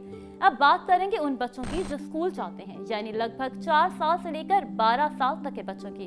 पाकिस्तान में इन दिनों बहुत से स्कूलों में बच्चों के समाही इम्तिहानात का सिलसिला भी जारी है, जिसमें स्कूल आने जाने के दौरान बच्चों को गर्मी नुकसान पहुंचा सकती है। इसलिए डॉक्टर्स की चंद तजावीज़ ये हैं।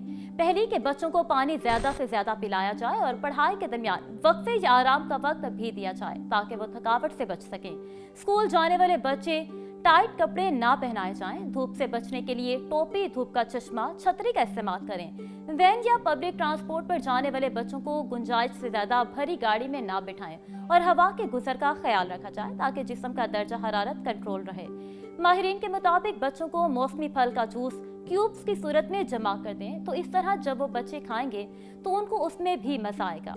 पानी की कमी भी नहीं होगी और बच्चों को विटामिन भी मिलेंगे। मौसम चाहे सर्द हो या गर्म, बच्चों की पानी की जरूरत बड़ों की निस्बत ज्यादा होती है और गर्म मौसम में ये जरूरत और भी बढ़ जाती है।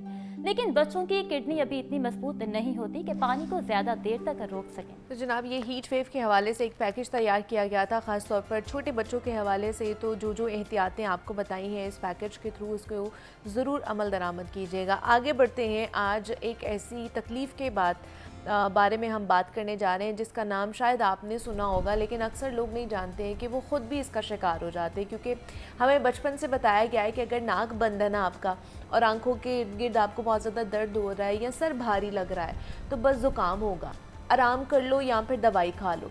लेकिन जब यही अलामात बार बार लौट कर आ रही हैं, लंबा अरसा रहें या सांस लेने में भी आपको मुश्किल होने लगे, तो फिर हो सकता है कि वो आम ज़ुकाम नहीं है आपको, बल्कि वो साइनोसाइटिस हो सकता है। लेकिन अब ये साइनोसाइटिस है क्या चीज़, कैसे पता चलेगा कि हमें भी ये हो रहा है, हम भी इसका शिकार हैं कि नहीं? और सबसे अहम बात कि क्या इसका कोई आसान और मुस्तकिल इलाज मौजूद है। आम तौर पर हम इसका इलाज दवाइयों या फिर एंटीबायोटिक से करते हैं। तो आज हमने इससे बात करनी है कि ये एक्चुअली में है क्या और इसका इलाज क्या हो सकता है, क्या एंटीबायोटिक्स खानी चाहिए या इसका और भी तरीका इलाज है।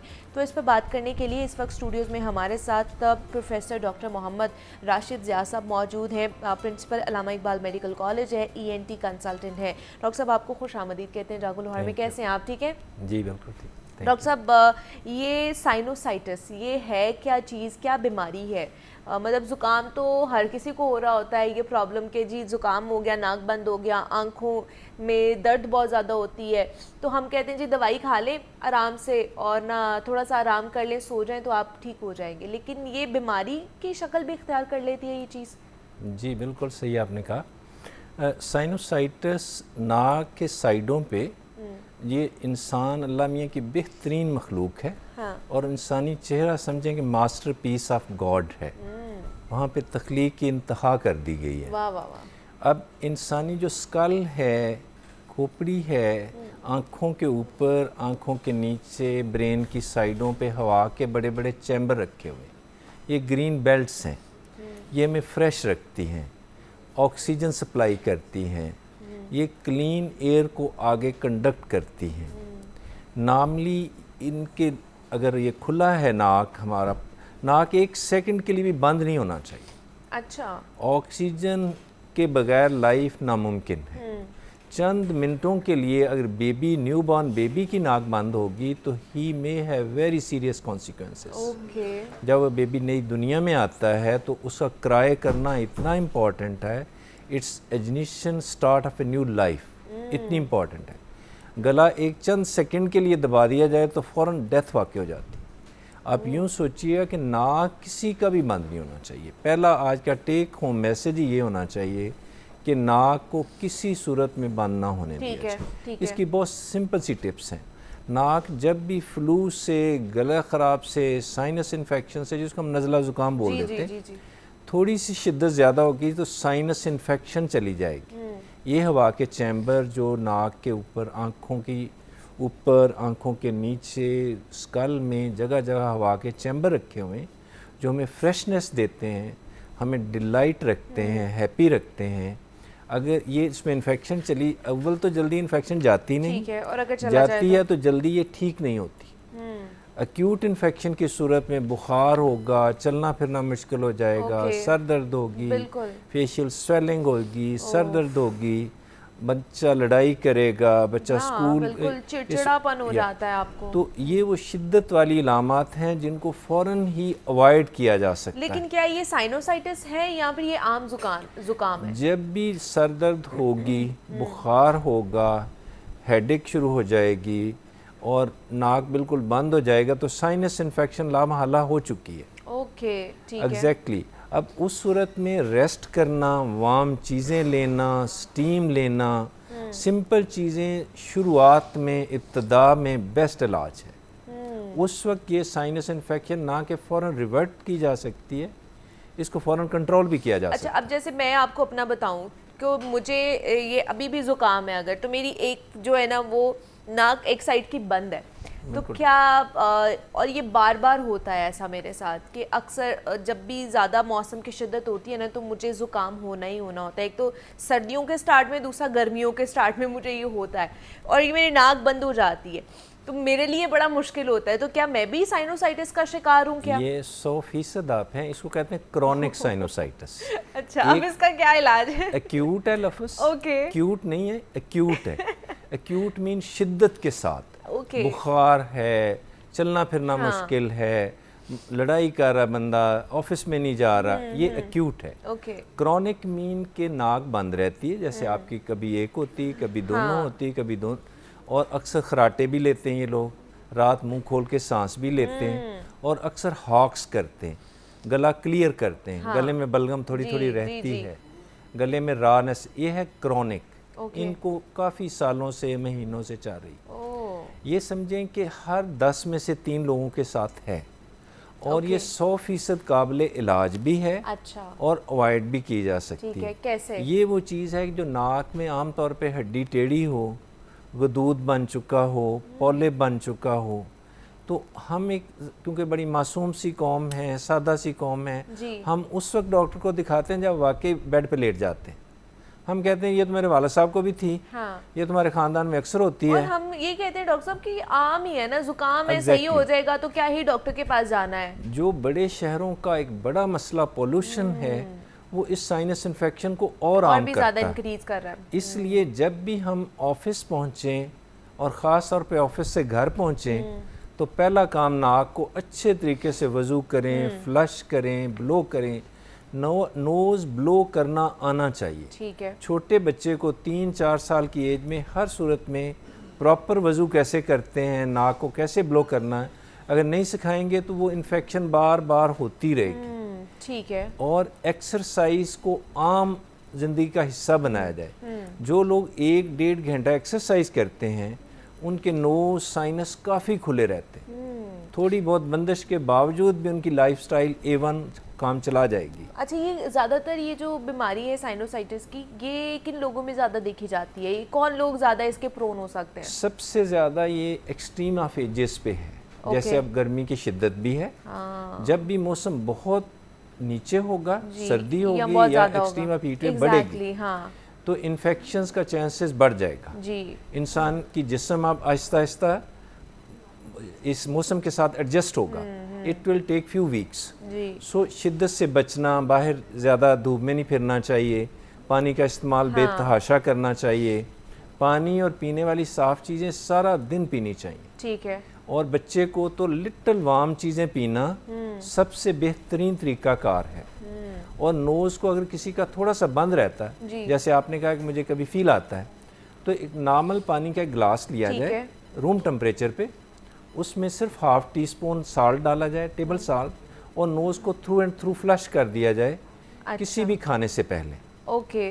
तो इससे आपके बहुत सारे बॉर्डर लाइन वाले मसले फ़ौरन ही हल हो जाए। ओके, कि सादा पानी, उसके अंदर थोड़ा सा नमक डाल के आपने वो नाक में डालना है। किसी भी खाने से, ये काम हमेशा खाना खाने से, कुछ चीज़ें पीने से पहले करें। अच्छा, ये खाना खाने से पहले करें। और बच्चे को नाक को फ्लश करना, ब्लो करना, प्रॉपर क्लीन करना, कैसे पानी अंदर खींचना है, कैसे उसको ब्लो करना है, ये ज़रूर सिखाना चाहिए। जब भी खुद वज़ू करें, बच्चे को साथ खड़ा कर लें, इंसेंटिव दें। स्कूल में टीचर का काम है, घर में माओं का, पेरेंट्स का काम है। अच्छा, दूसरा डॉक्टर साहब, आजकल क्योंकि गर्मी बहुत ज़्यादा, हीट वेव भी है, हम लोग घरों में रहते हैं और एसी चल रहे हैं। एसी में भी मैंने देखा है लोग जो बहुत ज़्यादा एसी में भी रह रहे हैं उनका भी नाक बंद रहता है, उनको भी ये फ्लू का प्रॉब्लम बहुत ज़्यादा है। और हमारे बड़े बुजुर्ग कहते हैं कि एसी से जब आप बाहर निकलते हैं तो गर्मी सर्दी लग जाती है, तो उसकी वजह से आपका नाक बंद हो जाता है या फ्लू हो जाता है। तो आजकल सब बहुत ज़्यादा काफ़ी हद तक सही है। अच्छा। कि जब हमारे होता ही हो कि रूम काफ़ी ठंडे हैं, बाहर टेम्परेचर का डिफरेंस बहुत ज़्यादा है जी। इसका मतलब ये हुआ कि हमें बाहर निकलने से पहले एसी वगैरह बंद कर दें। ये एसी, ये गैजेट्स बहुत बड़ी ब्लेसिंग्स हैं, लेकिन हम एक ऐसी दुनिया में रह रहे हैं कि हमें बार बार इस चीज़ का थोड़ा एहतियात करनी है कि जिन लोगों को बॉर्डर लाइन पे इन्फेक्शन होगी उनको ये मसला ज़्यादा होगा। अच्छा। पंखे की हवा से भी छींकें आएंगी। हाँ, बिल्कुल ऐसे ही है। स्पेशली एक बहुत बड़ा जो प्रॉब्लम है हाउस डस्ट माइट है। घरों में ब्लैंकेट्स, घरों में कारपेट्स, कर्टन्स जितने कम होंगे उतनी एलर्जीज कम होंगी। और ज़रूर ये काम किया जाए कि जब ऑफिस से आप घर पहुँचें, स्पेशली जो लोग बाइक यूज़ करते हैं, मोटर बाइक, साइकिल, पैदल चलते हैं, पोल्यूशन से वो होके गुजरे हैं, घर जाके पहला काम लंबा सा बाथ ले लें या नोज़ को, गले को फ्लश कर लें और चंद सिप्स पानी के पी के सोएं। जब भी सोना है लिटिल वार्म चीज़ें लेनी है। Okay. So ideal way is कि behave like Chinese and Japanese. जब भी सोएं चंद सिप्स गर्म पानी के दूध के ले लें। ओके। दूध ब्लेसिंग है, ब्लेसिंग है, ब्लेसिंग है। दूध पीने की आदत डाली जाए। जब एज आपकी 35 से ज़्यादा हो तो स्किम मिल्क। ओके। उससे पहले तो आप कोई भी दूध में बादाम ही पीस के डाल के मलाई वाला दूध भी पी सकते हैं, कोई मसला नहीं है। हमारे साथ मोहम्मद सलमान है जिन्होंने हमें लाहौर से ज्वाइन किया है। अस्सलाम वालेकुम। वालेकुम अस्सलाम। सलमान साहब, क्या सवाल करना चाहेंगे? जी, मैंने आपसे ये मैम पता करना था डॉक्टर साहब से कि मैंने ना ऑपरेट करवाया था नाक का डॉक्टरों के कहने पे। अच्छा। तो मेरे ऑपरेट के बाद तो कोई 1 महीना ठीक रहा, उसके बाद इन्होंने दोबारा मुझे स्टीरॉइड दी कि आप ये यूज करें, नाक बंद हो गया। तो स्टीरॉइड यूज करने के बाद काफी ज्यादा मसले मसाइल रहे, जिसम में तकलीफ। अभी फिर दोबारा इन्होंने वैसे किया है 1 हफ्ता पहले, अभी फिर दोबारा नाक बंद करने लगा, हम ऑपरेट नहीं करेंगे, आपको स्टीरॉइड ही देंगे। अभी फिर स्टीरॉइड यूज करने के बाद मैदे के प्रॉब्लम्स और जो है ना काफी ज्यादा जिस्म में वीकनेस है। ठीक है। तो इसका कोई प्रॉपर हल नहीं होता। तो अभी अगर दोबारा ऑपरेट करा भी लें तो इसका कोई प्रॉपर हल हो सकता है? वो एक साइड का ही नाक बंद रहता है। ठीक है जी सलमान साहब, आपका सवाल आ गया। अब डॉक्टर साहब बताएं क्या हल है इसका? सलेमान, आपका मसला बहुत सिंपल है। अच्छा। आप 3 काम शुरू कर दें। हाँ। 1 घंटा कोई ऐसी एक्सरसाइज करें जिसमें स्वेट कर जाए, सांस ऊपर नीचे हो जाए। ये हर बंदे पे लाजम है और घर में जो लोग बैठे हुए उन पे तो बिल्कुल ही लाजम है। दूसरी चीज़ कि आप वार्म चीज़ों की आदत डालें। 5 कप कोई चीज़ वार्म पी लें। अच्छा। और नोज़ को से लाइन से फ्लश करना शुरू कर दें। 1 गिलास पानी और अंदर 1/2 टीस्पून टेबल साल्ट, खाने से पहले नोज़ को फ्लश कर लें, आपका ये मसला ठीक हो जाएगा। ओके। फिर भी ना ठीक हो तो गवर्नमेंट हॉस्पिटल में बेस्ट डॉक्टर्स मौजूद हैं। प्राइवेट हॉस्पिटल अफोर्ड करते हैं, वरना गवर्नमेंट हॉस्पिटल में ज़रूर चेक कराएं। आपका मसला स्टीरॉइड के बगैर 100% हल हो जाएगा। हल हो जाएगा। ठीक है जी। हमारे साथ डॉक्टर मोहम्मद हसनैन मुर्तज़ा भी हैं जो कि फ़िज़ियोथेरेपिस्ट हैं और एक्यूपंक्चर कह लें कि एक्सपर्ट हैं, ड्राई नीडलिंग भी करते हैं, इलेक्ट्रो नीडलिंग भी करते हैं। तो उनसे भी जानते हैं कि वो आज हमारे लिए क्या लेके आए हैं। अस्सलाम वालेकुम डॉक्टर साहब, क्या हाल है? ठीक है, अल्लाह का शुक्र, अल्लाह का शुक्र। डॉक्टर साहब, आज हम साइनोसाइटिस के ऊपर बात कर रहे हैं। तो फिजियोथेरेपी के अंदर या नीडलिंग के अंदर, एक्यूपंक्चर के अंदर इसका भी हल है? बिल्कुल। इसमें ड्राई नीडलिंग इस तरह से करती है कि हमारे पास अगर हम देखें तो फ्रंटल साइनस, सेफेनॉइड या एथमॉइड या मैक्सिलरी लेवल पे आपको रिलीज करने के लिए, या इसके साथ साथ अगर आपको हेडेक के सिम्टम्स आ रहे हैं, कुछ पेशेंट है जिनको सर्वाइकोजेनिक हेडेक के सिम्टम्स होते हैं। अच्छा। तो उसमें ड्राई नीडल जो है वो बहुत अच्छे रिजल्ट्स देती हैं। जिस तरह से हम देखते हैं कि हम अपनी आईब्रोज के ऊपर और ये जो चीक्स का ये पार्ट है, यहाँ पे ड्राई नीडल्स प्रिक करके इन पॉइंट्स को, इन मसल्स को इजी कर सकते हैं। अच्छा। इनको इजी करने से क्या होता है कि हमारे मसल जब इजी होंगे तो उसके बाद हमारे सिम्टम रिलीफ हो जाते हैं। अगर किसी किस्म का हमें हेडेक आ रहा है लेकिन उसके भी सिम्टम्स इसमें सेटल डाउन हो जाते हैं। जिस तरह से हम अभी इसको डेमोन्स्ट्रेट करके बताएंगे। अच्छा, ये नीडल है, ड्राई नीडल है, ओके। तो इससे दर्द तो नहीं होता डॉक्टर साहब? ये पेन फ्री होती है और इससे ब्लीडिंग नहीं होती। क्योंकि नीडल का सुन के हमारे वैसे ही वो दिमाग में आ जाता है कि अच्छा ये जो सुई चुभने लगी है इससे तो दर्द होगा। नहीं, इससे बिल्कुल भी पेन नहीं होती। इसको जब हम देखते हैं ये अगर हमने यहाँ पे प्रिक करनी है तो हम इस तरह से इसे करके, ओह माय गॉड, इस तरह से हम इसे इंसर्ट कर देंगे। अच्छा, पेन वगैरह ठीक है। आपको पेन तो नहीं हो रही? नहीं हो रही, ओके। ये बिल्कुल पेन फ्री ट्रीटमेंट होता है और इसमें हम देखते हैं कि हम किन किन पॉइंट्स को टारगेट कर सकते हैं। अगर हम इसके साथ साथ देखें तो हमारे पास जो अपर एक्सट्रीमिटीज में अगर हम देखें तो हमारे जो अपर ट्रैप मसल हैं, जिनको हम नेक मसल्स हैं, वो एक ऐसे मसल्स हैं जिनकी कंप्लेंट्स हमें सबसे ज़्यादा मिलती हैं कि उनमें ट्रिगर पॉइंट्स हैं। उसकी सबसे बड़ी जो रीज़न हमें देखने को मिलती है वो ये है कि हमारे यहाँ स्ट्रेस लेवल बहुत ज़्यादा है। स्ट्रेस लेवल ज़्यादा होने की वजह से हमारे मसल्स में कुछ ऐसे पॉइंट्स होते हैं जिनको जब आप पल्पेट करते हैं तो पेशेंट कंप्लेंट करता है स्वेयर पेन की, कि मुझे बहुत ज्यादा पेन हो रही है यहाँ पे। और जब हम उन्हें प्रेस करके थोड़ा सा सर्कुलर मूव करते हैं तो वो रिलीज हो जाते हैं। सेम इसी तरह अगर आपको आपकी नेक में या आपके अपर ट्रैप मसल्स जो हैं जिनको हम कंधों के पास के पट्टे कहते हैं, अगर उनमें आपको ट्रिगर पॉइंट्स फील होते हैं या इस तरह फील होता है आपके पट्टे टाइट हैं, तो आपको अपने नियरेस्ट डॉक्टर से कंसल्ट करना चाहिए। उसमें भी बिल्कुल इसी तरह होता है। अगर आपके पास हेडेक का पेशेंट है, सर्वाइकोजेनिक हेडेक का है, जिसमें आपके सर्वाइकल वर्टिब्रास के इन्वॉल्वमेंट की वजह से आपको हेडेक होता है, मतलब कि गर्दन के ऊपर वाले मोरों की इन्वॉल्वमेंट होती है। ठीक है, तो आप वहां पर फिर ये नीडलिंग वहां पर आप नीडलिंग करते हैं, बिल्कुल उसको लोकेट करके पॉइंट को, तो आप वहां पे नीडल प्रिक करते हैं इस तरह से। ठीक है, ये आपने पीछे जो है ना वो अगर किसी को प्रॉब्लम है हेडेक की तो वो यहाँ पर आपके शोल्डर्स का प्रॉब्लम है तो हमारे साथ एक कॉलर भी है डॉक्टर साहब, उनको भी उन्होंने हमें ज्वाइन किया है। काशान है, कोयटा से उनका ताल्लुक। अस्सलाम वालेकुम काशान साहब। जी अस्सलाम वालेकुम। वालेकुम अस्सलाम, कैसे हैं आप? ठीक ठाक, अल्लाह का शुक्र। बहुत अच्छा प्रोग्राम होता है आपका, तकरीबन डेली देखते हैं, लेकिन आज फर्स्ट टाइम कॉल कर रहे हैं। बहुत शुक्रिया जी। कोटा से मैं बात कर रहा हूँ। तो मैंने डॉक्टर साहब से ये पूछना था कि मुझे अक्सर बेशतर ना या हो सकता है दिन में 12 से 2 के दरमियान छींकें ज्यादा आना शुरू हो जाती हैं। अच्छा। और बाज़ औक़ात रात में ऐसा हो जाता है शायद कि मतलब 2-2:30 बजे मुझे या कोई पानी की चीज़ किसी चीज़ की तलब हो पीने के लिए उठूँ तो उसमें बहुत ज़्यादा छींकें आना शुरू हो जाती हैं। उससे वो थोड़ा सर में भी दर्द होना शुरू हो जाता है, क्योंकि अगर मुसलसल 4, 5 या 6 आए तो इंसान वैसे भी ना परेशान हो जाता है। क्या ये भी साइनस सांस में आता है? तो अगर इसमें नहीं आता तो इसकी क्या वजूहत है? मुझे समझ तो नहीं है। ये सिम्पटम मुझे पहले कभी नहीं हुआ, अब कुछ दिनों से ये हो रहा है। चले ठीक है जी, बहुत शुक्रिया काशान साहब आपका। डॉक्टर साहब क्या कहेंगे इसके ऊपर? Kashan thank you very much. बड़ी सिंपल सी बात है, एलर्जी और साइनस इन्फेक्शन में बिल्कुल ऐसे ही होता है कि सारा दिन अगर आप एक्टिव गुजार रहे हैं, जैसे काशान काफ़ी यंग बच्चा है, हाँ। तो काशान सिर्फ 3 चीज़ों का बेसिक का ख्याल करें। पहले जब भी लें चिल्ड चीज़ें, आइसी चीज़ें, खट्टी चीज़ें, ज़्यादा ठंडी ज़्यादा खट्टी बेटे अवॉइड करो।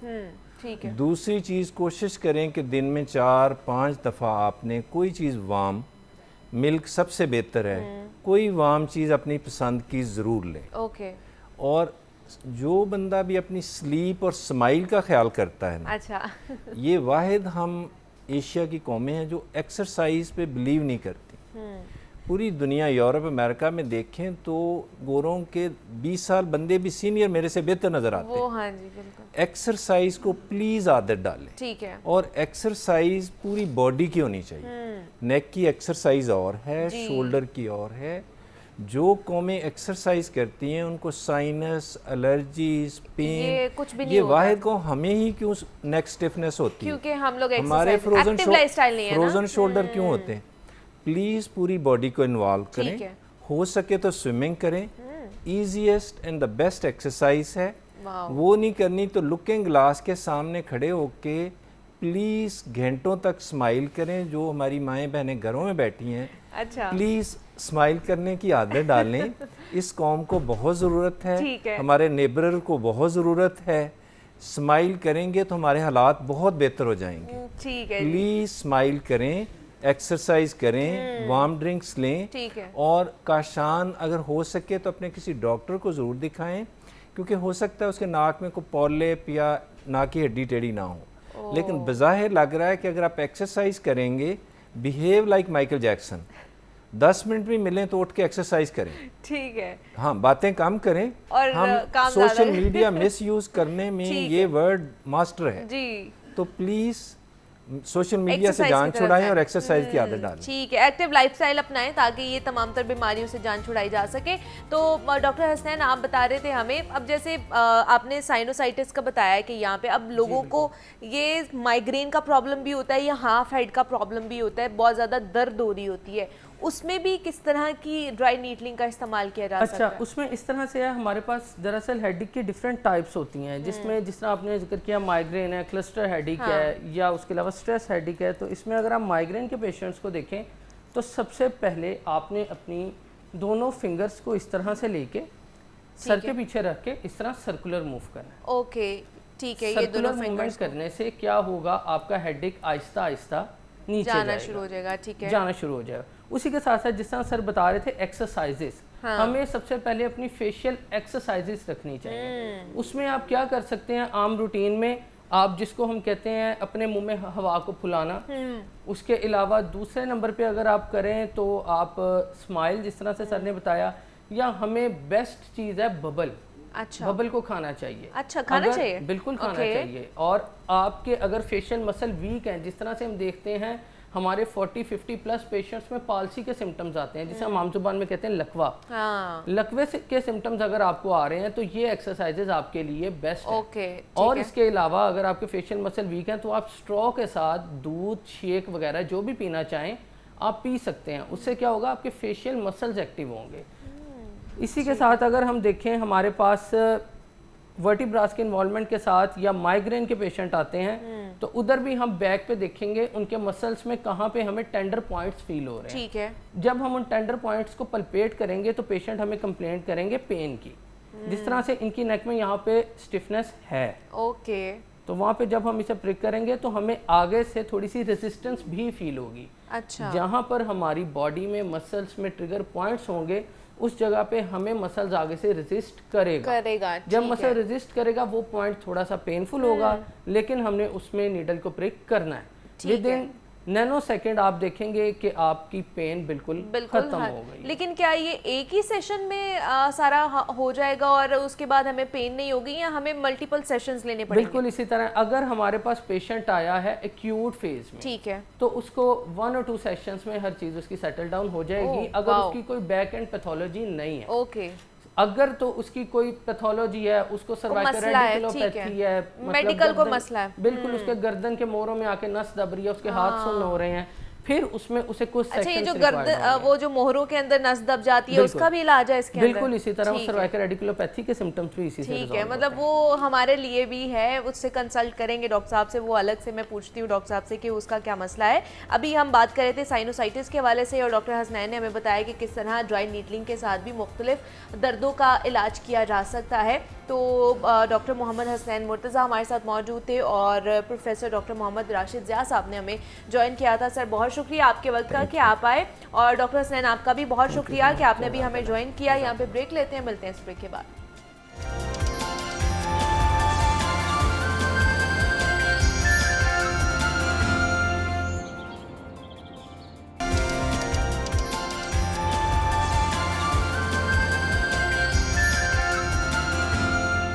अभी आगे बढ़ते हैं, कुछ बात कर लेते हैं हमारे खाने पीने के हवाले से, क्योंकि गर्मी बहुत ज़्यादा है। हम लोग जब बाहर जाते हैं तो शॉपिंग के लिए कहीं पे भी बाहर जाते हैं तो ठेले हमें नज़र आ रहे होते हैं, उसमें मशरूबात के ठेले भी हैं, खाने पीने के ठेले भी हमें नज़र आ रहे होते हैं, तो वहाँ से हम लोग लेके खा लेते हैं। अब होटल्स के जो बड़े बड़े रेस्टोरेंट्स हैं उनका तो कह लें कि हाइजीन का ख्याल रखा जाता है, छापे भी मारे जा रहे होते हैं, इंश्योर किया जा रहा होता है कि हमारी जो फूड अथॉरिटी है उनकी तरफ से कि जो भी प्रोवाइड किया जा रहा है फूड वो बड़ा अच्छा मयारी फूड हो। लेकिन ये जो ठेले हमें नज़र आ रहे होते हैं शहर में, गली कूचों में लगे हुए, इनका मयार किस तरह चेक किया जाता है? अगर मशरूबात के ठेले पर हम खड़े हुए हैं तो क्या उनको चेक किया जा रहा है कि वो जो पानी यूज़ कर रहे हैं वो सही पानी है, फ़िल्टर का पानी है, या जो बर्फ़ वो यूज़ कर रहे हैं वो बर्फ़ कहाँ से आ रही है, कौन से पानी की वो बर्फ़ बनी हुई है, ताकि शहरियों की सेहत को नुकसान ना पहुंचाया जा सके। तो आज हमने उसी पे बात करनी है। तो इस पे बात करने के लिए हमारे साथ आसिम जावेद साहब मौजूद हैं स्टूडियोज़ में, डीजी फूड अथॉरिटी हैं। तो उनसे बात करते हैं। आसिम साहब, आपको खुश आमदीद कहते हैं जागो लाहौर में। कैसे हैं आप? ठीक हैं जी, थैंक यू मैडम, मैं ठीक हूँ अल्हम्दुलिल्लाह। आसिम साहब, जितनी गर्मी पड़ रही है, हम लोग बाहर निकलते हैं, आप भी बाहर निकलते होंगे, एक्सपोजर होता होगा, तो बाहर निकलते हुए कोई ठंडा मशरूब पीने का दिल कर रहा होता है, तो हम ठेले पे खड़े हो जाते हैं, वहाँ से ठंडा थार मशरूब, आलू बुखारे का शरबत, इमली आलू बुखारे का शरबत, इसी तरह बाकी संदल, पता नहीं कौन कौन से शरबत जो है वो बिक रहे होते हैं। तो रेस्टोरेंट्स का मयार तो आप लोग चेक कर लेते हैं, हाइजीन प्रॉपरली है कि नहीं है। ये जो ठेलों पे फूड बिक रहा होता है, इनकी हाइजीन का ख्याल किस तरह रखा जाता है और आप लोग किस तरह चेकिंग करते हैं इसकी? मैडम, हमारी जो फूड सेफ्टी की कैंपेन्स होती हैं वो सीज़न बेस्ड होती हैं। अच्छा। हर सीज़न में मुख्तलिफ कैंपेन्स जो है वो चल रही होती हैं। जैसे कि गर्मियों का सीज़न है तो इसमें बर्फ़ानों के हवाले से जो बेवरेजेस के मुख्तलिफ यूनिट्स हैं, बेशक वो जो है ना देसी शरबत बनाने वाले हैं, सरदाई बनाने वाले हैं, या बेवरेजेस कोल्ड ड्रिंक्स बनाने वाले हैं, उनके ऊपर हमारी इंस्पेक्शंस जो हैं वो चल रही होती हैं। हम रेगुलरली इन तमाम पॉइंट्स को जो है ना इनका जो है ना वो इंस्पेक्शंस कर रहे होते हैं। लेकिन हमारी एडवाइज़री क्या है, हमने मौसम गर्मा के हवाले से बच्चों के लिए भी और बड़ों के लिए, सब के लिए एक जो है वो एडवाइज़री जारी की है। वो एडवाइज़री क्या है कि आपने जब भी आपका हीट से जो है ना वो एक्सपोजर होता है तो आपको ज़्यादा से ज़्यादा जो है वो पानी या नींबू पानी, हाँ या इस तरह का डिटॉक्स वाटर जो है वो इसको इस्तेमाल करना चाहिए। होता ये है कि पानी की कमी के साथ साथ डिहाइड्रेशन के साथ साथ आपके जिस्म के अंदर जो वाइटल मिनरल्स होते हैं वो भी कम होते हैं। तो बेहतर ये होता है कि नींबू पानी या नमक मिला हुआ पानी या डिटॉक्स वाटर जो है वो आप अपने बच्चों के साथ भी उसकी बॉटल रखें। आप जो भी हीट में जो लोग मतलब काम कर रहे होते हैं वो अपने साथ उसकी बॉटल्स जो हैं वो ज़रूर रखें।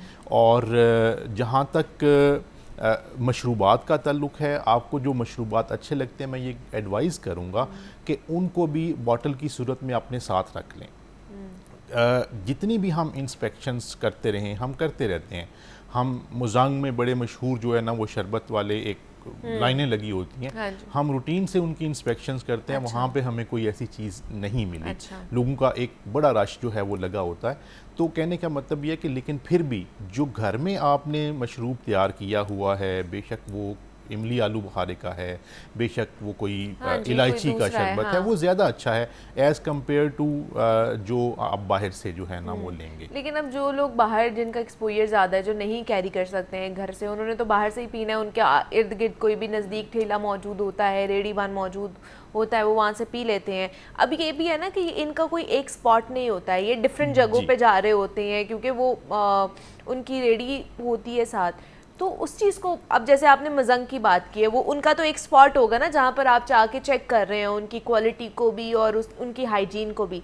लेकिन बाकी जो ठेले वाले हैं जो कि एक जिनका स्पॉट नहीं होता, उनको कैसे चेक करते हैं? वो तो चैलेंजिंग होगा थोड़ा सा। जी बिल्कुल, ये चैलेंजिंग है। हम उनको जो है वो चेक तो करते रहते हैं, लेकिन इशू क्या होता है कि वो अपनी जगह को तब्दील करते रहते हैं। हाँ। तो जिस दिन हमने चेक किया शायद वो ठीक हो, अगले दिन उन्होंने उसको सही तरह से ना बनाया हो, या वो सब स्टैंडर्ड वाटर, अनफिल्टर्ड वाटर जो है उसको इस्तेमाल कर लिया उस मशरूब के बनाने में, उस सरदाई के बनाने में। तो इस वजह से हम ये एडवाइज़ करते हैं कि कोशिश करें कि बाहर के मशरूबात को अवॉइड करें।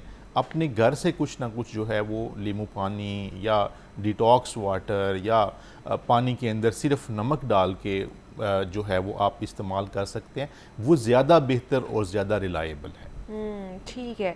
अच्छा, दूसरा मुझे ये बताइए कि इस गर्मी के मौसम में हमें जो है ना बहुत जाली जो बोतलें हैं या फिर जाली पानी की बोतलें या दूसरी जो घर में बेवरेजेस यूज़ हो रही होती हैं वो भी बहुत ज़्यादा मिलती हैं, तो उसका किस तरह चेक किया जाता है और वो आप लोग किस तरह उनको छापा मारते हैं वहाँ? देखिए, इसमें दो चीज़ें अहम हैं मैडम। एक तो ये है कि जितने भी बेवरेजेस के यूनिट्स हैं, इसी तरीके से फ्रूट जूसेस के यूनिट्स हैं, हमारी जो गर्मियों की कैंपेन है और इसके अलावा जो कुल्फ़ियाँ या आइस की जो प्रोडक्ट्स बनाने वाले यूनिट्स हैं, ये तमाम जो 3-4 महीने गर्मियों का सीज़न है, इनकी रेगुलर इंस्पेक्शंस जो है वो हम करते हैं। अच्छा। पिछले आप ये समझ लें कि अप्रैल ऑनवर्ड्स ऑलमोस्ट 1.5 महीना हो चुका है कि हमने अपनी गर्मियों की कैंपेन उसको स्टार्ट किया हुआ है। उसमें बर्फ़ खानों की इंस्पेक्शंस भी हैं, उसमें जो बेवरेजेस के यूनिट्स हैं, उसमें फ्रूट जूसेस के जो यूनिट्स हैं उनकी जो है वो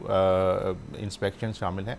इस वक्त तक हम तकरीबन इस सीज़न में 1 लाख लीटर से ज़्यादा जो है वो बेवरेजेस को डिस्कार्ड नहीं तो आसिम साहब, ये जो जहाँ पे आप ये लोग कार्रवाई आप लोग कर रहे होते हैं, ये क्या बड़े बड़े बर्फ़ खाने, बड़े बड़े यूनिट्स जो जूसेस के हैं, ये बेवरेजेस के वहाँ पे, या जो गली मोहल्लों के घर, मतलब घरों के अंदर भी छोटे छोटे गली मोहल्लों में भी उन्होंने बनाई हुई होती है, छोटी छोटी उन्होंने अपनी कंपनी खोली हुई होती है, अपने बर्फ़ खाने बनाए हुए होते हैं, वहाँ पे उनको भी चेक कर रहे होते हैं? देखिए, बड़े यूनिट्स के साथ साथ हम छोटे यूनिट्स को भी जो है वो इंस्पेक्शंस कर रहे होते हैं।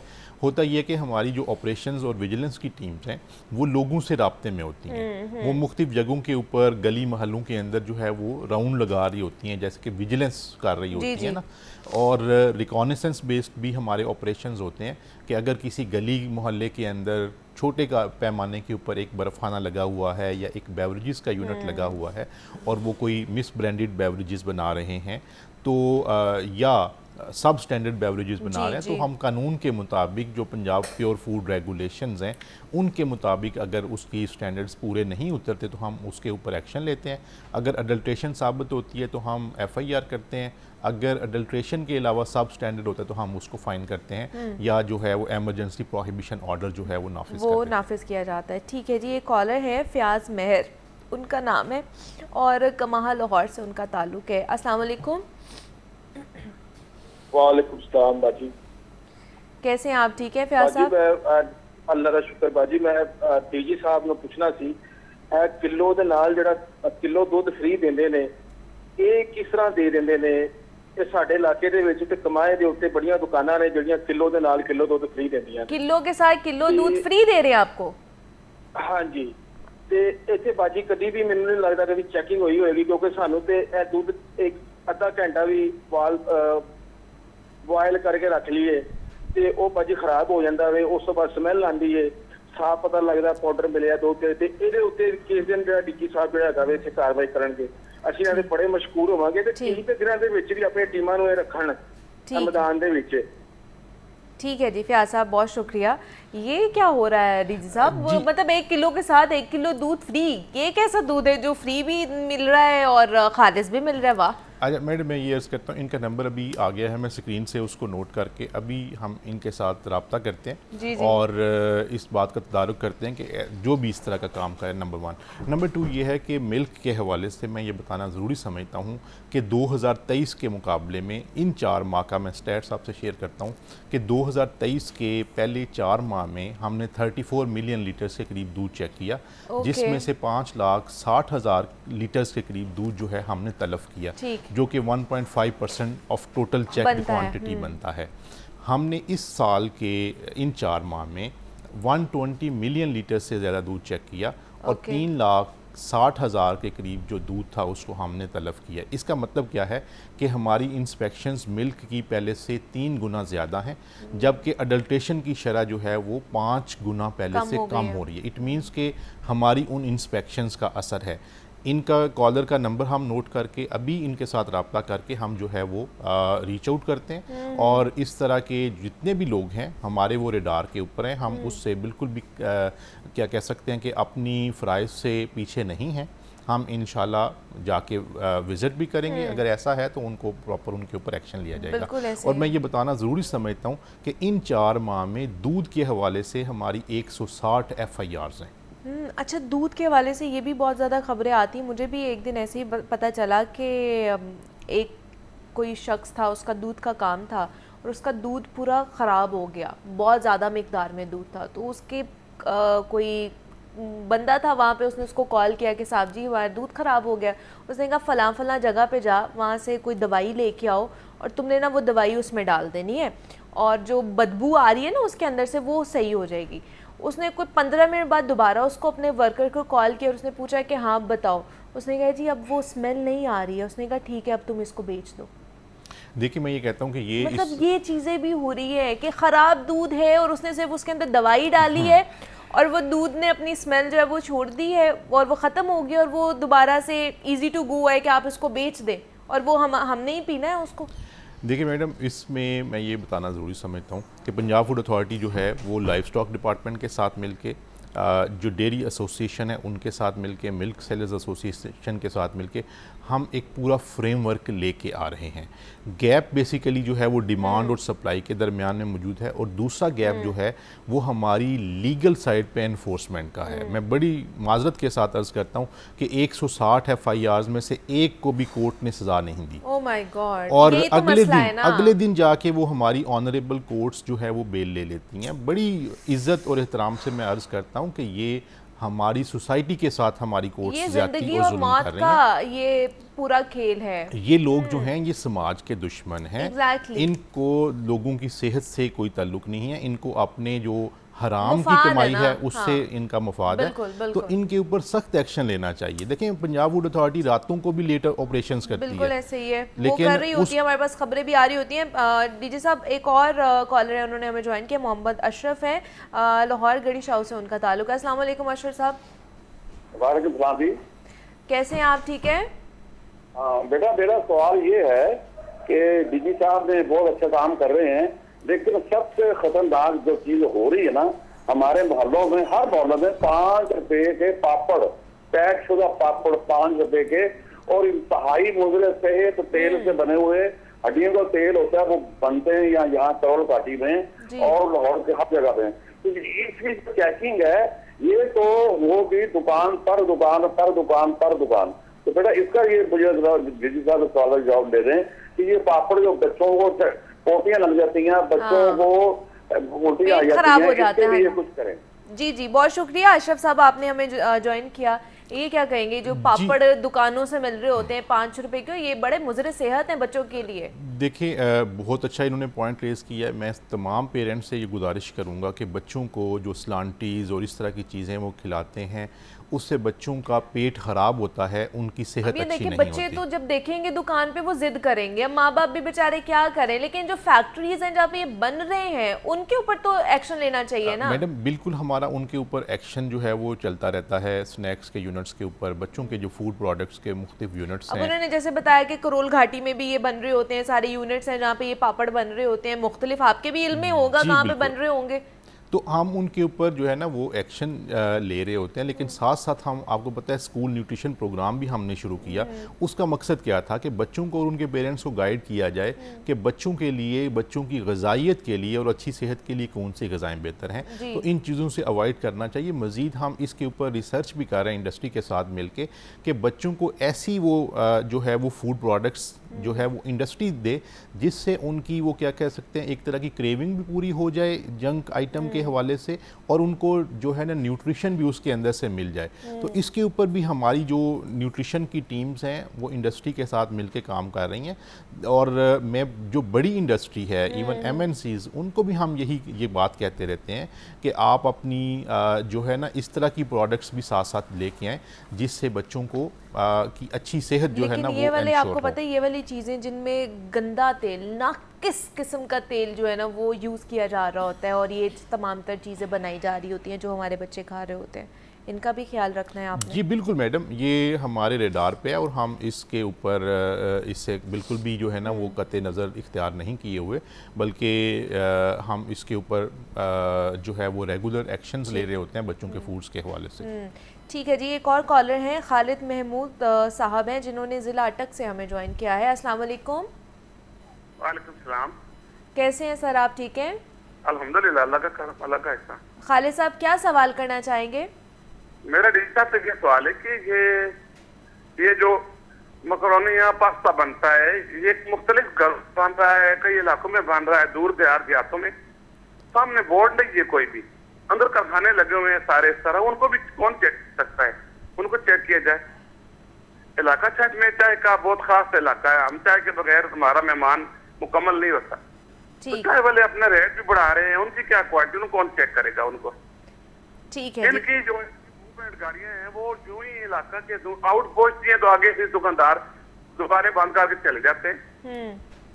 ठीक है जी, लोग डर तो रहे इनसे, डर तो रहे, लेकिन पूरा माहौल चेंज करके दोबारा काम कर रहे हैं। इनको ऐसा किया जाए कि दोबारा ये काम ना हो।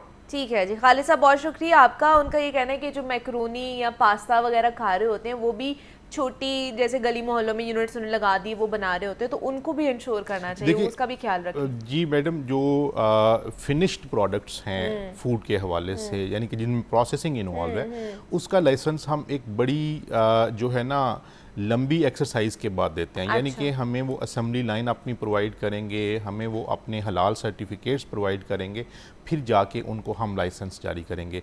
ऐसा भी होता है कि बाज़ औक़ात लोग गली मोहल्लों में, हमें पंजाब फूड अथॉरिटी को इल्म नहीं है, इस तरह का काम करना शुरू कर देते हैं। तो जिस तरह से खालिद साहब या अशरफ साहब या पहले जो कमाहा से जो शहरी थे, आपने बहुत अच्छा किया कि इनको प्रोग्राम में जो है वो शामिल किया, तो हमें इनका फीडबैक आया जो कि पॉजिटिव था। मैं ये कहूँगा कि इनके नंबर्स भी मेरे से शेयर फरमा दें, हम इनको रीच आउट करते हैं। और मैं समझता हूँ कि फूड अथॉरिटी के साथ साथ जो है ये तमाम शहरियों की जिम्मेदारी है। फूड सेफ्टी होते हैं ना, ये बता सकते हैं ये आप लोगों को। फूड सेफ्टी जो है वो एक इंक्लूसिव सब्जेक्ट है, जिसके अंदर शहरी भी शामिल हैं, क्योंकि सब ने जो है ना वो फूड को कंज्यूम करना होता है। तो इनकी सजेशंस को भी हम वेलकम करते हैं और इनके साथ मिल के हम जो है वो अपने जो है ना फूड सेफ्टी के मयार को मजीद अच्छा करें। अच्छा, दूसरा वो खालिद साहब ये भी कहते हैं कि आप लोग काम अच्छा कर रहे हैं, जब आप लोगों की टीमें जाती हैं तो लोग अपनी दुकानें बंद करके चले जाते हैं, लेकिन काम वो वही कर रहे होते हैं, बाद में दोबारा से आके उनका वही बिजनेस शुरू हो जाता है। तो इस चीज़ को भी इंश्योर करें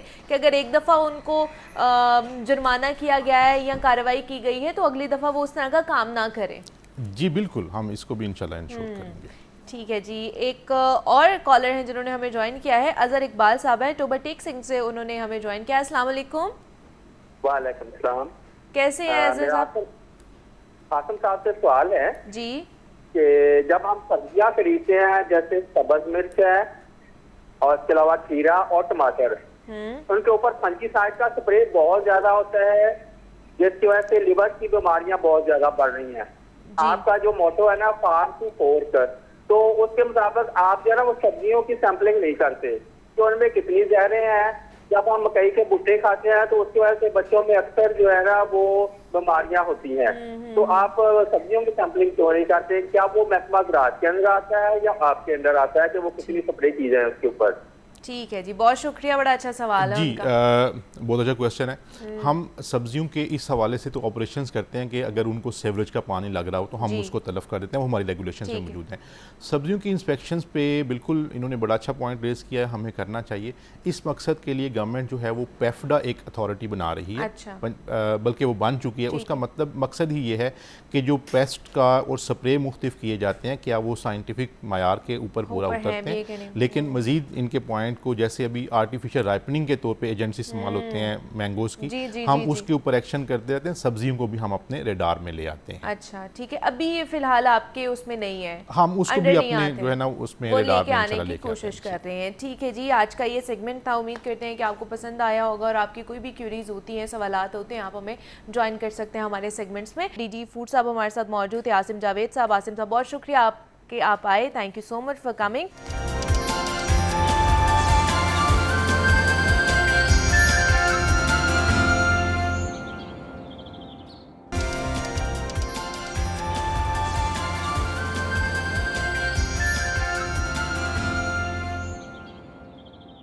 welcome back to Jago Lahore.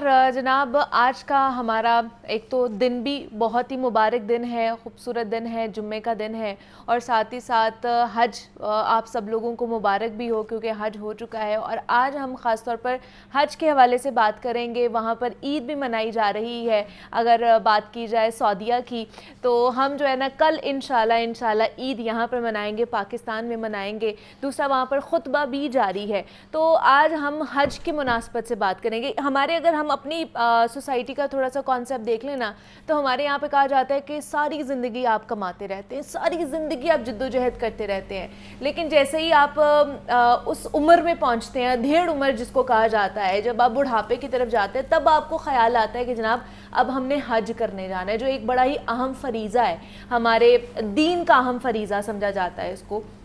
तो हम बुजुर्गी की हालत में जब जाते हैं तब हमें आता है कि जनाब अब हमें अल्लाह के घर जाना चाहिए, तब हमें हज करना चाहिए। बल्कि कहा जाता है कि हज और उम्रा जो है वो जवानी का होना चाहिए कि, लेकिन ये कॉन्सेप्ट हमारा यहाँ पर इतना पनपता है कि इसको शायद हमें कम करने की ज़रूरत है। दूसरा, हिजरतुल वदा के हवाले से हम बात करेंगे, कुर्बानी की हकीकी रूह के ऊपर बात करने की कोशिश करेंगे, क्योंकि कल एक ये भी अहम फरीज़ा है जो कि सर अंजाम दिया जाएगा। तो इस पर बात करने के लिए 2 मेहमान ख़ुसूसी हमारे साथ मौजूद हैं। मैं तो ख़ुसूसी कहूँगी क्योंकि आज का दिन बड़ा खूबसूरत है, आगे जो हम फरीज़ा सर अंजाम देंगे वो भी बड़ा खूबसूरत फरीज़ा है।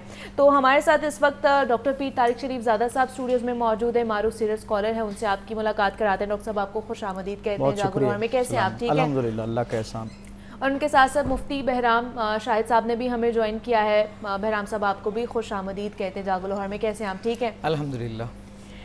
डॉक्टर साहब सबसे पहले आप ही की तरफ बड़ा ही खूबसूरत जो फरीज़ा है हमारा हज, और जिसकी बरक़ात और एक अलग ही समा होता है पूरी दुनिया में, जहाँ मुसलमान बसते हैं उनके लिए एक अलग ही समा होता है। घरों में वो कलमात पढ़े जाते हैं और वो सारा वो हो गया। अभी भी जो है खुतबा चल रहा है, दूसरा ईद वहाँ पर मनाई जा रही है, फिर हम यहाँ पर जो है ना वो ईद मनाएंगे।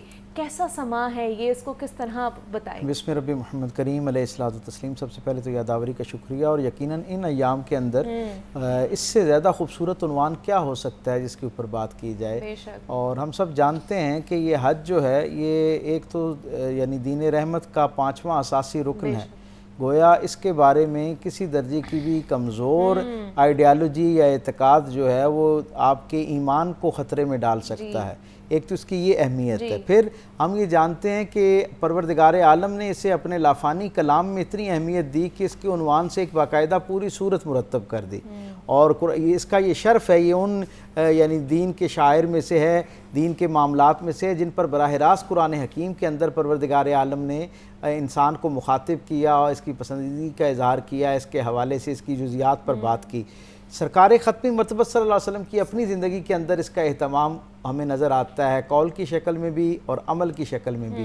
ज़ाहिरी तौर पर तो 9 हिजरी को ये जो है फरीज़े के तौर पर जो है वो इस्लाम का हिस्सा बना, लेकिन सरकार दो आलम सल्लल्लाहु अलैहि वसल्लम ने उसी बरस जिस बरस ये फ़र्ज़ होता है मुसलमानों की एक बड़ी तादाद को हज के लिए जो है वो मक्कातुल मुकर्रमा की तरफ रवाना करते हैं। और फिर न सिर्फ रवाना करते हैं बल्कि उसके साथ इतने बाखबर रहते हैं कि हर मंजिल से गोया रसूलुल्लाह सल्लल्लाहु अलैहि वसल्लम को असहाब में से कोई ना कोई एक आके बाखबर करता है कि आपका काफ़िला फ़लाँ मकाम तक पहुँच चुका है। और फिर जब काफ़िला अपने असल मकाम पर पहुँचता है तो कुरान हकीम की दीगर आयात के साथ जो वो काफ़िला जो हज़रत अबू बकर सिद्दीक़ रज़ी अल्लाह तआला अन्हु की सरबराही के अंदर मक्कातुल मुकर्रमा की पाकीज़ा सरज़मीन पर पहुँच चुका था, जनाब अली करमुल्लाह वजहुल करीम को उन आयात के साथ वहाँ से भेजा जाता है ताकि अल्लाह रब्बुल इज़्ज़त की हकीकी मंशा के मुताबिक जो है वो इस अजीम शान फरीज़े को जो है वो सर अंजाम दिया जाए। और फिर अगले बरस तो सरकार ख़त्मी मरतबत सल्लल्लाहु अलैहि वसल्लम जो हैं बिल एहतमाम, यानी आप ये देखिए कि इसकी खूबसूरती का तसव्वुर कीजिए, इसके एहतमाम के लिए एक जोश और जज्बे का आलम ये देखिए कि रसूलुल्लाह सल्लल्लाहु अलैहि वसल्लम ने अपने सफ़र हज से 3 माह पहले असहाब रसूल को ये बशारत दी कि इस मरतबा अगर हालात साजगार रहे तो हम अल्लाह की बारगाह में हज की हालत में इस इबादत को जो है वो सर अंजाम देंगे। अच्छा, इसका सबब मैं समझता हूँ ये इतनी कॉम्प्रिहेंसिव इबादत है, जामे इबादत है। ज़ाहिरी तौर पर इसका अराकीन जो हैं इस्लाम के उनमें 5वां नंबर आता है, लेकिन मैं ये देखता हूँ कि ये ऊपर के जो 4 अरकान हैं उनका यानी जामे जिसे हम कह सकते हैं, उसे खुलासा कह सकते हैं, उसका इज्तिमा कह सकते हैं, इस एक अमल के अंदर मौजूद है। 3 तरह की हमारे यहाँ दीन रहमत जो है वो हमें इबादात की तरफ माइल करता है। कुछ इबादात रूहानी दर्जे की हैं, कुछ इबादात जिस्मानी दर्जे की हैं और कुछ इबादात माली दर्जे की हैं। क्या खूबसूरत, जैसे हम जानते हैं कि रूहानी इबादत से मुराद जो है वो नमाज है, औराद व वज़ाइफ हैं, अल्लाह के साथ अपने आप को जोड़ने की कोशिश करना है, अल्लाह के बारगाह में अपनी एलानिया इस्तिग़फ़ार पेश करना है, ये रूहानी इबादत का एक हिस्सा है। इसी तरह जिस्मानी इबादत में रोज़ा है, ख़ुद नमाज है, उसका हिस्सा है। और बदनी माली इबादत के अंदर ज़कात है, सदक़ात हैं, इन्फ़ाक़ फ़ी सबीलिल्लाह, ये सारी इबादात का एक निज़ाम हमारे सामने मौजूद है। हज की अहमियत का अंदाज़ा इस बात से लगाइए कि इसके अंदर बैक वक्त ज़िक्र अज़कार वाला वो रूहानी कैफियत का सिलसिला भी मौजूद है। बदनी इबादत के तौर पर नमाज रोज़े जैसी वो जो कैफियत हैं उनसे भी इंसान गुजर रहा होता है है, उस ज़ाहिरी बदनी मुशक्क़त से भी गुजर रहा होता है, और माली इबादत के तौर पर भी उसका हिस्सा उसके अंदर पाया जाता है। गोया ये सारी इबादत का एक जामे मजमू है, एक परफेक्शन है। गोया इसीलिए तो इसकी अजर पर सरकार दो आलम ने फरमाया कि इसका अजर सिवाय जन्नत के और क्या हो सकता है। यानी जब बंदा इन तीनों दर्जों की आला हालत की इबादत के साथ अल्लाह की सरजमीन पर अल्लाह की बारगाह में पेश होता है, अपने आप को पेश करता है, तो फिर वहां से वापसी ऐसे होती है जैसे माँ के पेट से पैदा होने वाला एक पाकीज़ा बच्चा हुआ करता है कि जो किसी भी गुनाह से पाक है, किसी भी कह लें कि किसी भी चीज़ से पाक है। मुफ्ती साहब आपकी तरफ आऊँगी, ये ज़रा कॉन्सेप्ट हमारा क्लियर कर दें। जिस तरह मैं पहले भी बात करी थी कि हम सारी ज़िंदगी अपनी गुजार देते हैं, जवानी भी गुजार देते हैं, और फिर हम जब बुढ़ापे में आते हैं तब हमें जहन में आता है कि अब हमने हज करने के लिए जाना है। और ये भी मुझे बताइए हमारे देखने वालों के लिए फ़र्ज़ किया क्यों गया है, ताकि ये थोड़ा सा एलेबोरेट हो जाए कि भाई अगर हमने फ़र्ज़ करना है, हज करना है ना, तो हमें जवानी में जाना चाहिए जब हम अच्छे जो है उस तरोताज़गी के साथ कर सके, इस फरीज़े को हम सरअंजाम दे सके। बिस्मिल्लाहिर्रहमानिर्रहीम। तमाम तारीफ़ें उस अल्लाह के लिए जो ऐसा अव्वल है जिसकी इब्तिदा नहीं और ऐसा आखिर है जिसकी इंतहा नहीं। दुरूद व सलाम के गजरे निछावर हों उस हस्ती पर जो वजह तख्लीक़ कायनात हैं, और आप सल्लल्लाहु अलैहि वसल्लम की वसातत से आपकी जमी आल और जमी असहाब पे। बिलाशुबा हज ऐसी इबादत है और इसकी अहमियत और इसके अंदर जितनी मशक्क़त है उसको पेश नज़र रखते हुए इसे ज़िंदगी में एक दफ़ा फ़र्ज़ किया गया। और ये फ़र्ज़ किस पर है? जो इस्तिताअत रखता हो, जो साहिब इस्तिताअत हो। अब जो सवाल आपका है सबसे पहले उसी को क्लियर करते हैं। एक शख्स जवानी में साहिब इस्तिताअत हो चुका, अब उसे किसी भी वजह से हज को डिले नहीं करना चाहिए, क्योंकि क्या पता ज़िंदगी साथ दे न दे, वफ़ा करे या ना करे। कुछ लोग ये समझते हैं कि नहीं जी अभी बच्चों की शादी कर लूँ, अभी मकान बना लूँ, अभी ये काम कर लूँ, तो फिर आखिरी उम्र में जाऊँगा। तो आखिरी उम्र में क्या पता ज़िंदगी वफ़ा करे या ना करे। अलबत्ता इंसान जवानी से जुस्तजू में है, असबाब नहीं मिल रहे, पैदा नहीं हो रहे, आखिरी उम्र में हज फ़र्ज़ हुआ, उसका तो मसला ही एक अलग है। यहाँ हम सिर्फ उसको डिस्कस कर रहे हैं कि ज़िंदगी में जवानी में उस पर फ़र्ज़ हो चुका, और जो बंदा बग़ैर किसी वजह के उसको मुअख्खर करता है, डिले करता जा रहा है, वो मुसलसल गुनाहगार है। और अल्लाह पाक उसे बहुत बड़ी सआदत अता कर रहा है और वो अपने आप को उस सआदत से महरूम रख रहा है। और इसलिए फिर हम कहते हैं जी हमारी बरकतें भी नहीं हो रही हमारे रिस्क में, उठती जा रही हैं। उसकी वजह सिर्फ ये है कि वो जो डिले करने वाला है ना, अभी तक वो समझा ही नहीं कि हज का फ़लसफ़ा क्या है, क्योंकि उसके जहन में सिर्फ यही है कि यहाँ माल खर्च करना है।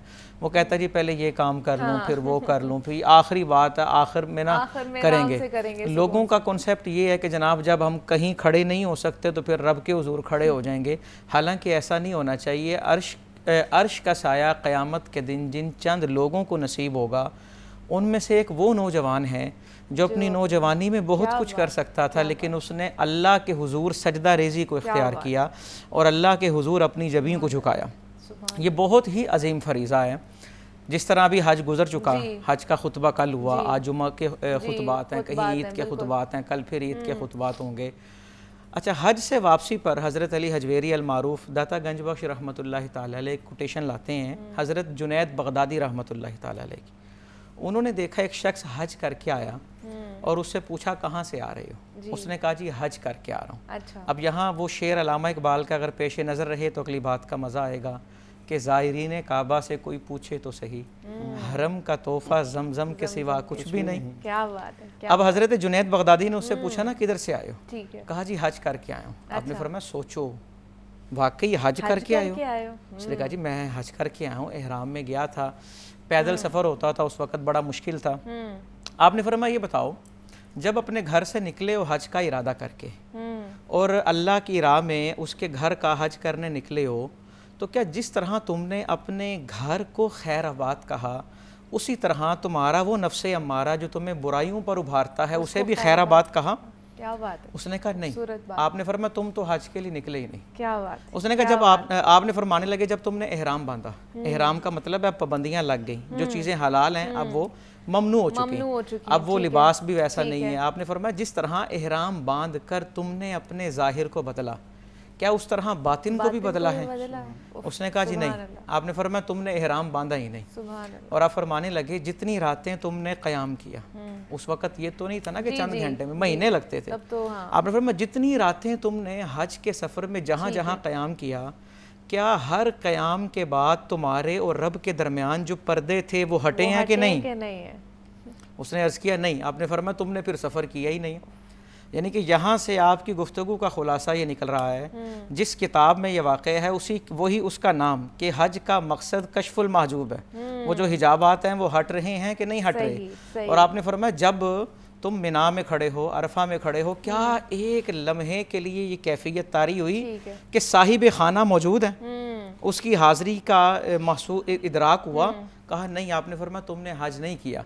और इसी तरह बुज़ुर्ग फरमाते हैं, उलमा फरमाते हैं कि मिना के अंदर जब हाजी, चूँकि मिना से उसने अब वापसी का उसका सफ़र है, आखिर में भी वो दुआओं अपनी दुआओं में रोज़े रसूल सल्लल्लाहु अलैहि वसल्लम की हाज़िरी की भी दुआ करे। और वहाँ जाकर भी एक लम्हे के लिए उस पर ये कैफियत तारी होनी चाहिए कि साहिब खाना मौजूद हैं। यानी कि हज का जो हकीकी मकसद है वो महज इन जगहों पे जाना नहीं, हत्ता के हज का मकसूद आज़म काबा भी नहीं। हज का मकसूद आज़म क्या है? अल्लाह। बड़ा खूबसूरत कहा जाता है कि ये क्या माजरा हुआ शेख साहिब, सुना है आपको हरम में भी खुदा ना मिला। क्या बात है। हज़रत मौला अली करमल्लाहु तआला वजहुल करीम हज के अमीर हैं, अरफा का दिन है, खुतबा दे रहे हैं। वहाँ एक भिखारी नज़र आया, लोगों से मांग रहा है। आपने उसे पकड़ के सज़ा दी। आपने फरमाया आज भी लोगों से मांग रहे हो, तुम समझे ही नहीं यहाँ आने का मकसद क्या है। क्या बात है, क्या बात है। इसी चीज़ को आगे लेके जाऊंगी पीर साहब के, जैसे उन्होंने कहा कि हज कबूल होते हुए कोई शराइत है ना, किन किन लोगों का हज कबूल नहीं होता? बिकॉज करोड़ों लोग हज करके आते हैं, अपने नाम के आगे हाजी भी लगा लेते हैं। हमारे यहाँ पे भी ये चीज़ें, हज करके आए, आपने अपने नाम के आगे हाजी लगा लिए, लेकिन कोई तो कुछ तो पता नहीं क्या क्या कहलाना शुरू कर देते हैं। हज किन का कबूल नहीं होता? ऐसे भी लोग होते होंगे। मैं ये समझता हूँ कि कुछ ज़ाहिरी उसके अहवाल का हिस्सा है जिससे हमें पता चलता है कि हज कबूल हुआ या ना हुआ, जो फतवे के ज़ैल में आता है। मुफ्ती साहब की मौजूदगी में मैं ये बात कह रहा हूँ, कुछ चीज़ें ऐसी हैं जो फतवे के ज़ैल में आती हैं कि रिस्क पाक था जिसके साथ उसने इस कसद किया और इरादा किया यहाँ से जाने का, फिर जो है आगे चल के जो उसके मनासिक हैं हज के, उनको उनकी पूरी कामिल सेहत के साथ, एहतियात के साथ अदा किया गया या नहीं किया गया। ये सारे मामलात जो हैं ये तय करते हैं एक अहवाल और एक तकाजा या एक लिटमस टेस्ट ये है। ठीक है। दूसरी तरफ एक इसका रूहानी पहलू है जिसकी तरफ अभी मुफ्ती साहब इशारा कर रहे थे। वो क्या है? उसके अलग अपने तकाजे हैं जो तकवे के ज़ैल में मैं उन्हें कहा करता हूँ आते हैं। और वो क्या हैं? वो ये हैं कि जो आदमी घर से निकला है अल्लाह की बारगाह में अपने आप को पेश करने के लिए, क्या उसे अपने जो कमाईगी है, अपने गुनाह हैं, अपनी मासियत है, उसका पहले दर्जे के ऊपर इदराक है या नहीं है? क्या वो इस एहसास के साथ अल्लाह की तरफ जा रहा है कि मैं बहुत मैला हो गया हूँ, मेरा दामन बहुत नापसंदीदा हो गया है, नापाक हो गया है, मैंने परवरदिगार आलम ने एक मुझे मौका फ़राम किया है असबाब की शक्ल में, इस्तात की शक्ल में, वसाइल की शक्ल में, और फिर इस ज़माने और वक्त की शक्ल में कि हज के दिन है और मैं इस सफ़र और इरादे के साथ जा रहा हूँ। क्या वाक़तन मैं ये समझता हूँ कि मेरे अंदर वो जो कमज़ोरी, कजी, नापाकी आ चुकी है, उसको पाक करने के लिए मुझे ये सफ़र इख्तियार करना चाहिए? क्या शख्स कोई हर आज़म सफ़र जो है वो इस शऊरी एहसास के साथ अपने सफ़र का आगाज़ कर रहा है या नहीं कर रहा? फिर उसे क्या इस बात का अंदाज़ा है कि ये बज़ाहिर चंद दिनों का सफ़र, चंद दिनों की मुशक्क़त इख्तियार करने पर अल्लाह के यहाँ कितने नायाब रहमतों के ख़जाने जो हैं उनके मिलने का इम्कान इसके अंदर मौजूद है? ये सफ़र जो है इसका एक एक कदम, एक एक साथ जो है वो अपने अंदर कैसी मुनफरिद रहमतें और बरकतों का प्याम रखती है जो मैं समेट सकता हूँ।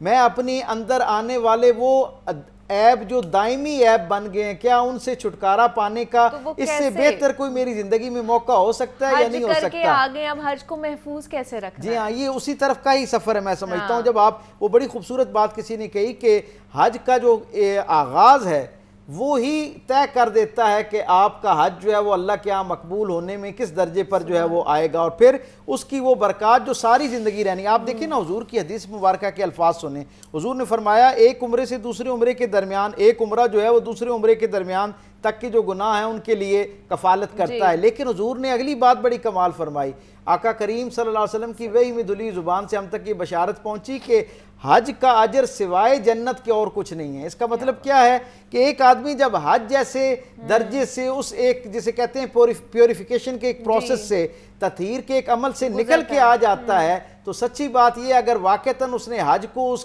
उसका वो जो तकद्दुस है उसको ज़हन में रखते हुए सर अंजाम दिया है, तो फिर तो उसका बातिन इतना पाक हो जाता है कि उसे अल्लाह हर हत्तुल इम्कान जो है वो उससे गुनाहों से पाक रहने की एक जो है ना कुव्वत और तवानाई अता कर देता है। सादा सी बात है, अगर कोई शख्स हज पे जाने के बाद हज से वापस पलटते हुए पहली की ज़िंदगी की निस्बत अपने आप को ज़्यादा अल्लाह की अतात में देने में राहत महसूस कर रहा है, उसे अल्लाह की अतात की ज़्यादा तौफीक मैसर आ रही है, अल्लाह के साथ मामलात में और अल्लाह की मखलूक के साथ मामलात में अगर उसके यहाँ एक ख़ास दर्जे का अल्लाह की खशियत का एहसास पाया जाता है कि अल्लाह के यहाँ कौन सी चीज़ राज़ी नामे का ज़रिया बनती है और कौन सी चीज़ नाराज़गी का ज़रिया बनती है, अगर ये एहसास हाजी के जहन में जागुज़ी होता है और उसकी पहली तरजीह बन जाता है, तो फिर यकीनन हज की वो सारे वादे जो अल्लाह के महबूब रसूल की ज़ुबान से हम तक पहुँचे हैं वो उन सब का हकदार जो है वो शुमार होता है। वरना फिर ये अगर ये सारी चीज़ें मौजूद नहीं हैं, गोया हज की वो जो रूहानी बरकतें हैं वो आपकी अमली ज़िंदगी के अंदर उनका ज़हूर होता हुआ नज़र नहीं आता, तो इसका मतलब ये है कि फिर आपने सिर्फ एक मुशक्क़त भरा सफ़र इख्तियार किया, लोगों से दाद वसूल की, लोगों से अल्लाह के साथ अल्लाह की तरफ किए जाने वाले एक सफ़र और मुशक्क़त पर इज़्ज़त के नाम पर उसका अजर वसूल कर लिया है।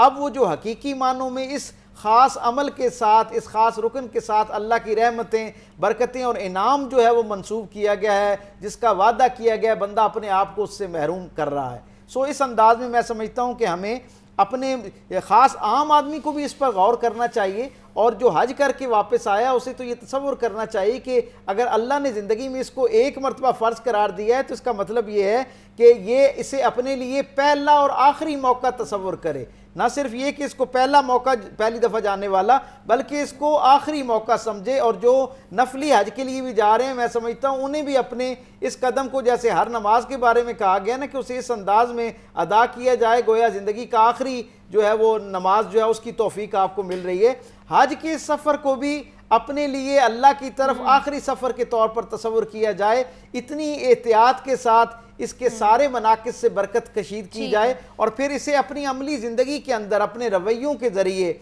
अपने कौल, अपने फ़ेल, अपने मामलात, अपने मामूलात, अपने मिजाज से इसकी गवाही देनी चाहिए कि आप अल्लाह की बारगाह में वो जो वादा करके आए हैं कि मैं गुनाहों से नेकियों की तरफ, नाफरमानी से तेरी अतात की तरफ हिजरत का इरादा करता हूँ, उस अपने दावे की आप तस्दीक करते हुए जब नज़र आते हैं तो फिर अल्लाह की तरफ से जो वादे किए जा चुके हैं उनका भी हकदार हो जाता है बंदा, और जो वादे इनाम के तौर पर और सरप्राइज़ के तौर पर अल्लाह की तरफ से उसके यहाँ लिखे हुए हैं उनका हकदार भी बनना शुरू हो जाता है। ठीक है, अल्लाह पाक हम सबको ये तौफीक अता फरमाए कि इस साल तो हम नहीं कर सके, अगले साल हम जाएं, अल्लाह के हुजूर जो है ना वो पेश हों और ये जो अहम फरीज़ा है इसको सर अंजाम दें। तो मुफ्ती साहब, ये जो हम अगर नियत भी कर लेते हैं, क्या उसका भी सवाब होता है हमें कि हम हज की नियत कर रहे हैं, अभी यहाँ पे बैठे हुए हैं, या फिर जिस तरह हम लोग खुतबात सुन रहे होते हैं या हज का खुतबा सुन रहे होते हैं, लाइव मनाजिर दिखाए जा रहे होते हैं, उसका भी सवाब होता है? बिस्मिल्लाहिर्रहमानिर्रहीम। देखें जी, हदीस पाक का मफ़हूम है, नबी अकरम सल्लल्लाहु अलैहि वसल्लम ने फरमाया कि मोमिन की नीयत उसके अमल से बेहतर है। बिल्कुल। और अमल का दारो मदार भी नीयत पर है। इंसान नीयत करे नेक काम की, और जब तक वो नेक काम ना कर ले तब तक मुसलसल उसे सवाब मिलता रहता है। और जो इस जुस्तजू के अंदर अगर किसी का इंतकाल हो जाए तो अल्लाह पाक उसे उसका सवाब अता फरमाता है। बाज़ औक़ात ऐसा भी हुआ कि अल्लाह पाक ने लाखों फ़र्जंदान इस्लाम का हज सिर्फ़ उस हाजी की वजह से कबूल किया जो हज पे आया ही नहीं, जिसने इसलिए अपना हज छोड़ दिया कि मेरे हमसाए भूखे हैं। मैं हज़रत शकीक बल्खी का हवाला दूंगा, उनका जी मेरे हमसाए भूखे हैं, इस हालत में मैं रब को ढूंढने वहाँ जाऊँगा। हज का सारा सरमाया, सारा ज़ादेरा उस लम्हे ऐन उस हमसाए को दे दिया और कहा अल्लाह ने तौफीक दी तो मैं आइंदा बरस फिर हज कर लूँगा, और उन्हीं की वजह से अल्लाह ने लाखों लोगों का हज कबूल किया। बाज़ औक़ात नीयत जो होती है किसी की ऐसी होती है, आप यकीन करें कि उस नीयत का अल्लाह की बारगाह में इतना मकाम और इतना मर्तबा हो जाता है कि अल्लाह पाक उनके साथ बैठने वालों को भी महरूम नहीं रखता। देखिए ना, ये हज के दिन एहराम बांधते ही और इन दिनों में कसरत से लब्बैक अल्लाहुम्मा लब्बैक की सदाएं, और ये जो दिन चल रहे हैं हमारे यहाँ भी हर फ़र्ज़ नमाज के बाद तकबीरात तशरीक का आगाज़ हो चुका।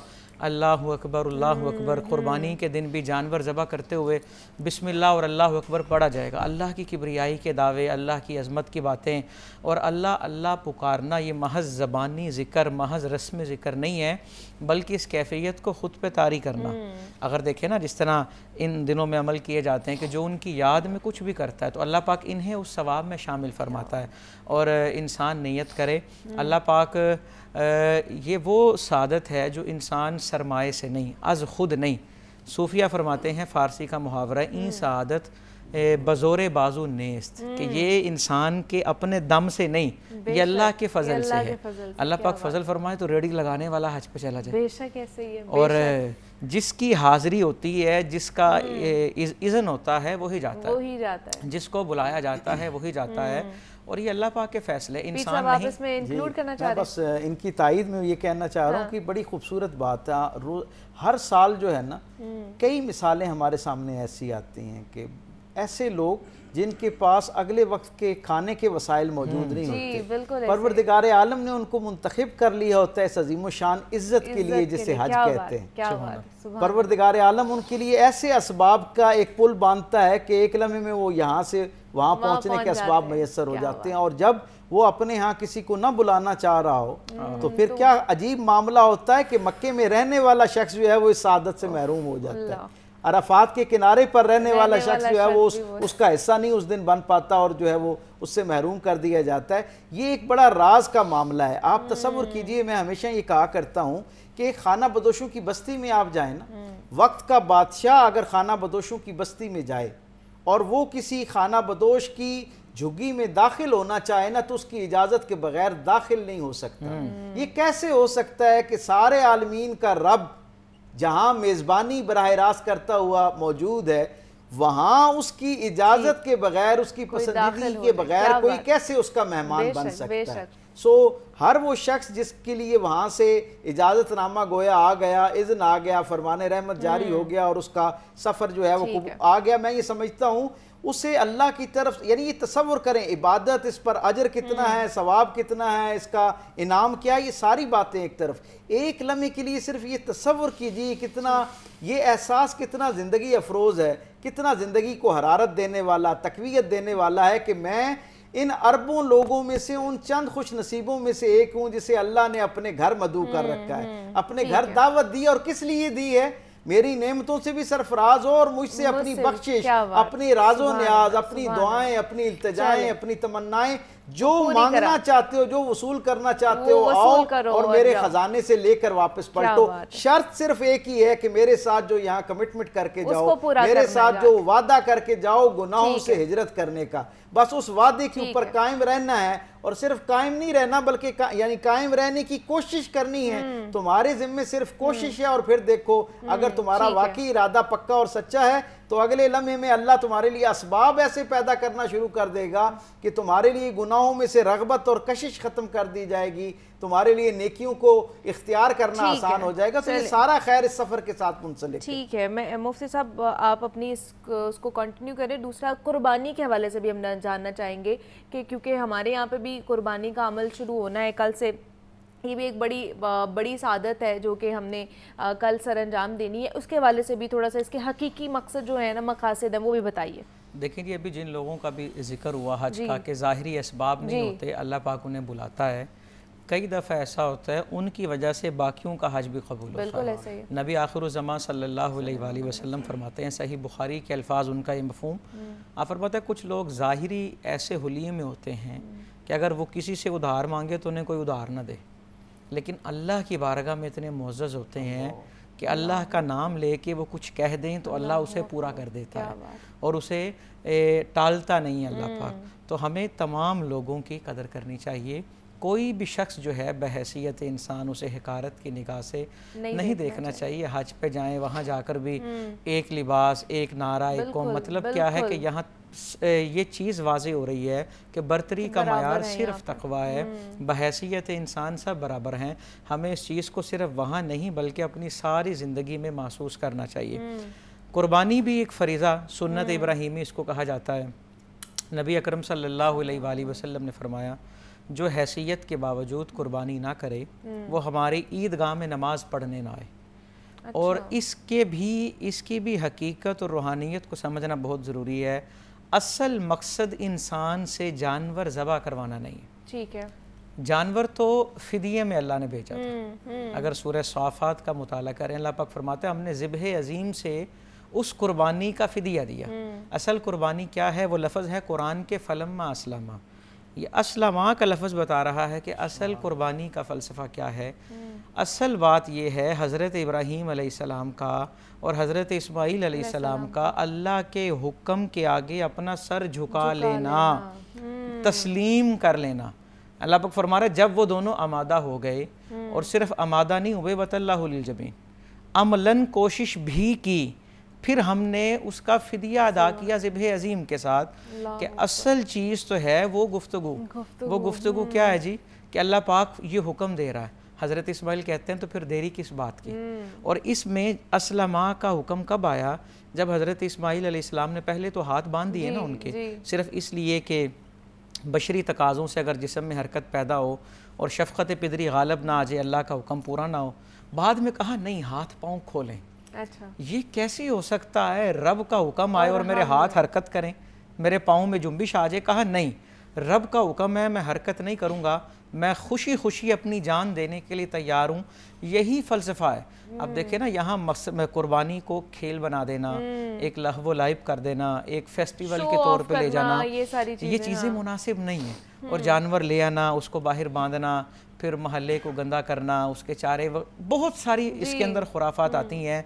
और बच्चे जानवरों को जिस तरह लेके जाग रहे होते हैं, उन्होंने मेला बनाया होता है। हालांकि कुर्बानी के जानवर को इसकी ताज़ीम करने का हुक्म है। बकरी के सर पे दस्ते शफ़क़त रखने का हुक्म दिया। और हत्ता कितनी ताज़ीम है कि जो जानवर कुर्बानी की नीयत से ले लिया, अब उससे कोई मनफ़ियत हासिल नहीं की जा सकती। अच्छा। दूध देने वाला जानवर है, दूध नहीं पिया जा सकता उससे, उस पर वज़न नहीं लादा जा सकता। ये वो अब दर्जा एहतराम में चला गया। और सूरह हज में अल्लाह पाक ने वाज़े तौर पर फरमा दिया कि लन यनालल्लाह लुहूमुहा वला दिमाउहा वलाकिन यनालुहु तक़वा मिनकुम, कि अल्लाह की बारगाह में ना इसका गोश्त आएगा, ठीक है, ना इसका खून आएगा, सिर्फ तुम्हारी तरफ से तक़वा पहुँचेगा।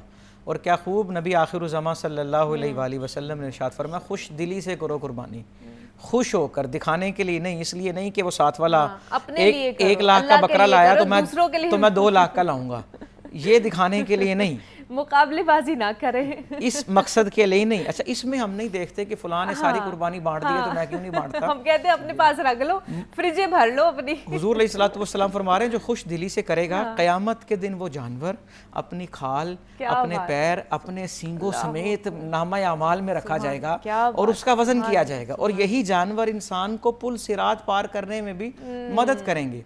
लेकिन शर्त यह है इंसान खुश दिली से करे, खुश दिली से करे। और जानवर लाने वाले हजरात किसी को गलत कीमत ना बताएं, जितने का जो दिया अल्लाह ने वही कीमत बताएं, उतना ही बताएं। हाँ, आप क्या कहेंगे इस पे? अच्छा, इसमें एक सेकंड, एक बात और जी, जानवर जिस तरह बेऐब होना जरूरी है, हाँ, उस रकम का भी बेऐब होना जरूरी है जिससे जानवर खरीदा जब पाक होना खास तौर पे बड़ा सबसे पहला तकाजा ये है। जितनी हमारी मुशक्कत, मेहनत, रियाजत, तवज्जो जानवर के ऐब के ऊपर होती है ना, हाँ, अगर इतना हम माल के ऐब पर तवज्जो करें तो शायद ये कई दर्जे ज्यादा रूहानी असरात की हामिल हो जाए ये कुर्बानी। एक बात, दूसरी बात ये है, ये जो हमने कुर्बानी को लोगों के लिए, लोगों की इंस्पायरेशन का एक सोर्स बना दिया है, उनके ऊपर एक बर्तरी का एहसास कायम करने के लिए। कुर्बानी तो इजहार इज़्ज़ का नाम है। परवरदिगार आलम, जैसे मैं अपने माल असबाब में से ये थोड़ा सा तेरी पाक बारगाह में तेरी रज़ा के मुताबिक खर्च करने को तैयार हो गया हूँ, कल अगर तेरी रज़ा का तकाजा इससे बढ़कर होगा तो जो कुछ मेरे पास है मैं वो सारा तेरी बारगाह में लुटाने के लिए, कुर्बान करने के लिए तैयार हूँ। असल में तो ये उसका इजहार है। अब मामला है बंदे और अल्लाह के दरमियान, और इजहार का सलीका करीना है इजहार इज़्ज़ के तौर पर। और हम अपनी सोसाइटी में, गिरदो पेश में, अपने अजीज़ो अकारिब में, अपने मोहल्लेदारों में, अपने दोस्तों में, जानने वालों में एक बर्तरी का एहसास कायम करने के लिए ये सारा कुछ कर रहे होते हैं। जैसे मुफ्ती साहब ने कहा, बजाय इसके कि उससे एक खैर की बात और नेकी समेटी जाए, उसकी गलत कीमत बताकर अपने लिए अल्लाह की बारगाह से वबाल समेट रहे होते हैं। चंद मिनट की वाह वाह के चक्कर में हम एक अजीम शान इबादत से भी महरूम हो रहे होते हैं और उसके मकसद को भी जो है वो हर्ट कर रहे होते हैं। ठीक है, हमारे साथ डॉक्टर साहब मौजूद थे, मुफ्ती बहराम साहब मौजूद थे। आप दोनों का बहुत शुक्रिया कि आप दोनों आए और इस इम्पोर्टेंट टॉपिक के ऊपर हमसे बात की है। और जनाब इसी नोट पे मुझे इजाज़त दीजिए, अपना बहुत सारा ख्याल रखिएगा।